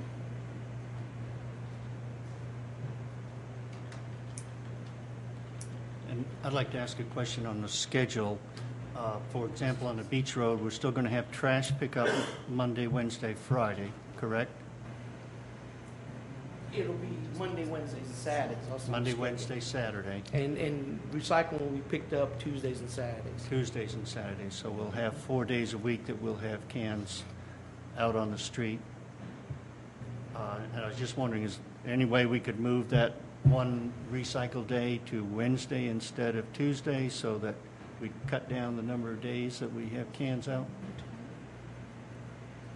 I can ask, but again, I think you're always going to have cans on the street. Even we can do the same schedule, but it just pushes recycling a little bit further down the line. We Right. try to keep it close enough to the weekend, but picking up on Saturday will be picked up at 3 o'clock in the morning, just like all cans will be. Right. So basically, then what will happen is, again, with the recycling by going to Wednesday, then the people that are coming in Saturday and Sunday, if they fill that can up, it'll be put out probably Monday. That's why we decided we'd pick it up on Tuesday. All right. I mean, I kind of agree. It's one of the, nothing's good. It'd be better to move it from Tuesday to Monday, because the big complaint I get is we just checked in, our recycle thing's all full and it's not going to be emptied for several days. What do I do with my recycle? So, But then would Saturday make sense if you picked it up on Monday? Can I clarify for me, recycling is Tuesday and Saturday, and the Beach Road trash pickup is Monday, Wednesday, and Friday? Monday, Wednesday, and Saturday. So we switched the entire town trash system around in order to have Saturday pickup, right? No. No, Okay. the only thing that's been added is Outer Banks hauling picking up a second That's right. Saturday. We already were Monday, Wednesday, We and were Saturday. Monday, Wednesday, Saturday. Right, All summer gotcha. schedules, Monday, Gotcha. Wednesday, and Saturday, Gotcha. Tuesday, Friday on the west side. Gotcha. Okay, thank you. So we're just adding an extra day to try to accommodate picking up the recycling a little bit closer to the weekends. And I understand we'll always have delinquent renters or owners that don't get their cans in, but most of the people do. But with this schedule, we'll force the appearance of cans on the street 4 days a week, where we could go to 3. And I think it could be better to have just 3. Oh, I agree wholeheartedly. It'd be wonderful if they were all synchronized and the place were clean every other day of the week. Would be absolutely ideal. I just don't think dots on cans are going to do it. If we look at spray painting the tops of our cans or doing anything to make these things all look consistent and that where everybody knows what they're supposed to be doing, because they just, I make my statement from before, by doing it inexpensively, we made it look bad. I think we have to remember that this is a trial, and basically we decided to do this trial again this year so we can get some good data on going to town-wide recycling, and we'll have our recycling committee get together. Because there are other ways of doing recycling that we might want to look at, where we'll have some initial investment up front, but over time we could recycle and possibly save the town some money. That's fine. I'm all for recycling. Let's put it this way, 100% mandatory. Do it. And I'm not even interested in pilot programs anymore, because I still think the pilot program didn't do us any favors. Well, so it does. It does us some favors in that it gives us some numbers on what we can expect for recycling. Yeah. And one proposal that we will probably look at a little bit more seriously is handling town-wide recycling with our own forces and hauling the recycling to Currituck rather than hauling to where reducing that haul. But that's going to require an upfront investment of about $300,000 that will pay off over 4 or 5 years. But if we can save $71 a ton on recycling, if we sell it to Bayside at their facility, they'll pay us another $10 a ton. So that's $81 a ton we've got to work with. And the whole key there is what's the tonnage of recycling, and how many people can we get to participate. Southern Shores, with their mandatory recycling, is, according to Tom Bennett, is probably around 65% participation is all. So they're the things that we need to work on before we take the next step. Are you guys, is there any talk yet of just how we handle places that are using dumpsters rather than individual cans? We will get the committee together. We've got only a couple representatives so far, but we want committee members from all segments of the town, because each segment section of the town has a different problem. And we want to address all of those before we make any commitments on a town-wide recycling program.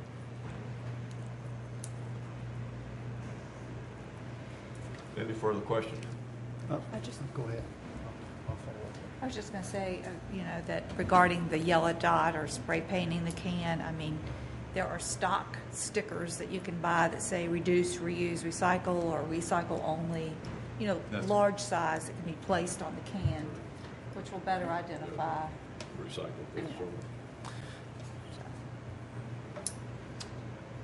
Mr. Mayor, I haven't heard any real operational obstruction that would prevent us from collecting 3 days a week instead of 4. And so I'd just like to know if there's a consensus among the board about whether we collect on 4 days a week or 3 days a week. For Mr. Ratzenberger's position and mine. I think it depends on what they can do. Well, like I said, I asked the question, and I haven't heard that they cannot do it. I will ask. I mean, he is very flexible. I'll ask. His thing is he picks up all of Nags Head on Tuesday.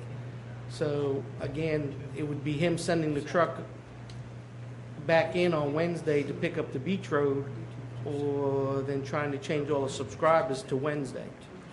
You know, but I mean, he's very flexible. He, you know, when we started this, basically too, was the pilot program to try to get some numbers and stuff, and also hold down the cost. That was the reasoning why we took one of our cans. Knew we were taking it out of stream, but that was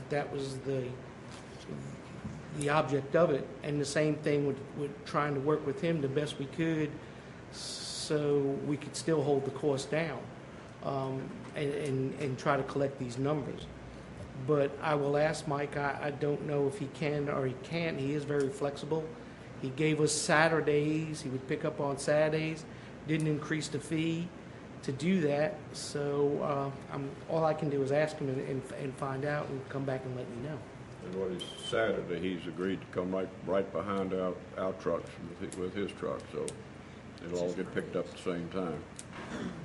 So, And if there were no consensus among the board to make this change, then Ralph wouldn't have to go and ask and stir up that question. You know, so that's why I'm asking. My board commission, it's not that, like I was saying, usually when a can gets full, somebody puts it out. So if the recycling can is full on Monday morning, you're going to push that can out. So instead of being picked up on, and that's what we were finding. So instead of being picked up on Tuesday, now it'll get picked up on Wednesday. And was my comment, that you're probably always going to have cans out there, because that's what I seen last year. As soon as that can is full, somebody puts it out. I haven't observed the same thing, but that's all right. You see a lot more of the town than I do. let's try to keep it on the schedule that we proposed for this year, because I think this will be the last summer of the trial, and we'll either do something else next summer if we're not on town-wide recycling. I hear what you're saying, Mr. Mayor. On the other hand, I think we'll get better and more accurate numbers if the participants understand and can execute better what we're doing. And I think if they're one day pushing this and the next day pushing that and not sure what they're going to do when, it generates a lot of confusion. Yeah. Right. And I mean, I'm kind of with Marvin on this, but I would suggest Monday, not Wednesday. I'd agree Get with it that, done Tom. at the end of the weekend, get the road clear, you know, something like that. I mean, that way we only got trucks on the road 3 days, and people don't have to remember 4 days. They can barely remember 3 as it is. I mean, you know. Anyway, my thought. I'm fine with getting further information. Mhm. You know, I mean, it's a moot point if they can't do it. So it's worth asking the question, what they can do. Yeah. So the question is, can we pick up recycling on Monday or Wednesday. Monday and Saturday. Monday, Saturday. Monday, Saturday? We know we have Saturday. Now it's just a question of Monday or Wednesday instead of Tuesday. No, Monday or Tuesday. If I remember correctly, he had contracts already for Mondays, so maybe I'm wrong, but if I remember him saying that he already has contracts for Monday. We can try, and what I hear you saying is 3 days. So we'll try and make it, if he can't do Monday, do we then ask for Wednesday? I wouldn't. At this point, I'm sorry. My opinion is no. Leave it at Tuesday, because I'd rather have the stuff spaced out, my opinion, spaced out. And keep in mind, if you fix it so that it fixes the beach road on a Monday or Wednesday, we still have trash pickup on the west side on Tuesday. So you're still going to have cans out more days. And that was the other thought. The west side was already on Tuesdays. Those folks know the cans are going to, what days to put the cans out. So their recycling gets put out on Tuesday, the trash got put out on Tuesday, they got picked up, and everything got rolled back in. And we've already, June of this year is still in the original pilot, and I think some homeowners, property managers have that fixed. In 2 months, we're picking up on Tuesday. So if we may disrupt their advertising in their cottages and brochures and so forth. If we honor the Tuesday in June that we originally said, and then switch to Monday or Wednesday in July, that could create more havoc. Could be right. It's easy for us to sit up here, but when you're in the property management and you've got 1,700 houses, that you've got to suddenly change all the information you've been given, that's not easy. Yeah, and we've already been fielding calls for the last 3 weeks from property managers saying, is this program going to go through the summer again? So they can let people know. I think we've improved the program by the Saturday morning pickup, and we'll see. In And light of that, maybe we should leave it alone. see if that helps anybody. Somebody might put their recycling note on Friday night.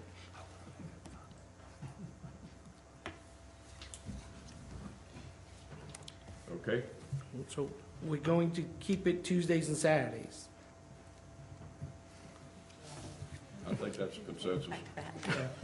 Just, I'll ask whatever you want me to ask. Just tell me what days. Nobody's ever happy about trash. So. That's right.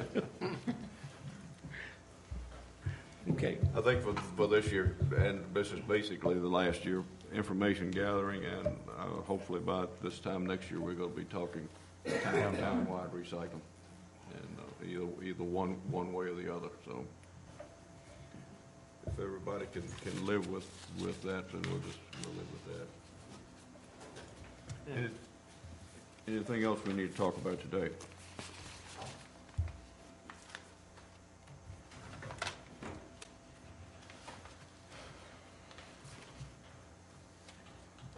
We should recess to our workshops on April the 16th. If we can have a motion to recess until our workshops on April the 16th, I think we can continue in session then. I'll do that in a motion that we recess the workshops in mid-month. Second. Second, any discussion? I have a question. Yes, Are we ma'am. having a mid-month meeting, or are we still? Don't have anything other than the workshops right now. That's correct. Then I make a motion to the workshops. All right. Amended. Well, recess to the workshops. 2 workshops on All right, April all right. 16th. Any discussion? All in favor signify by saying aye. Aye. Aye. And we are recessed.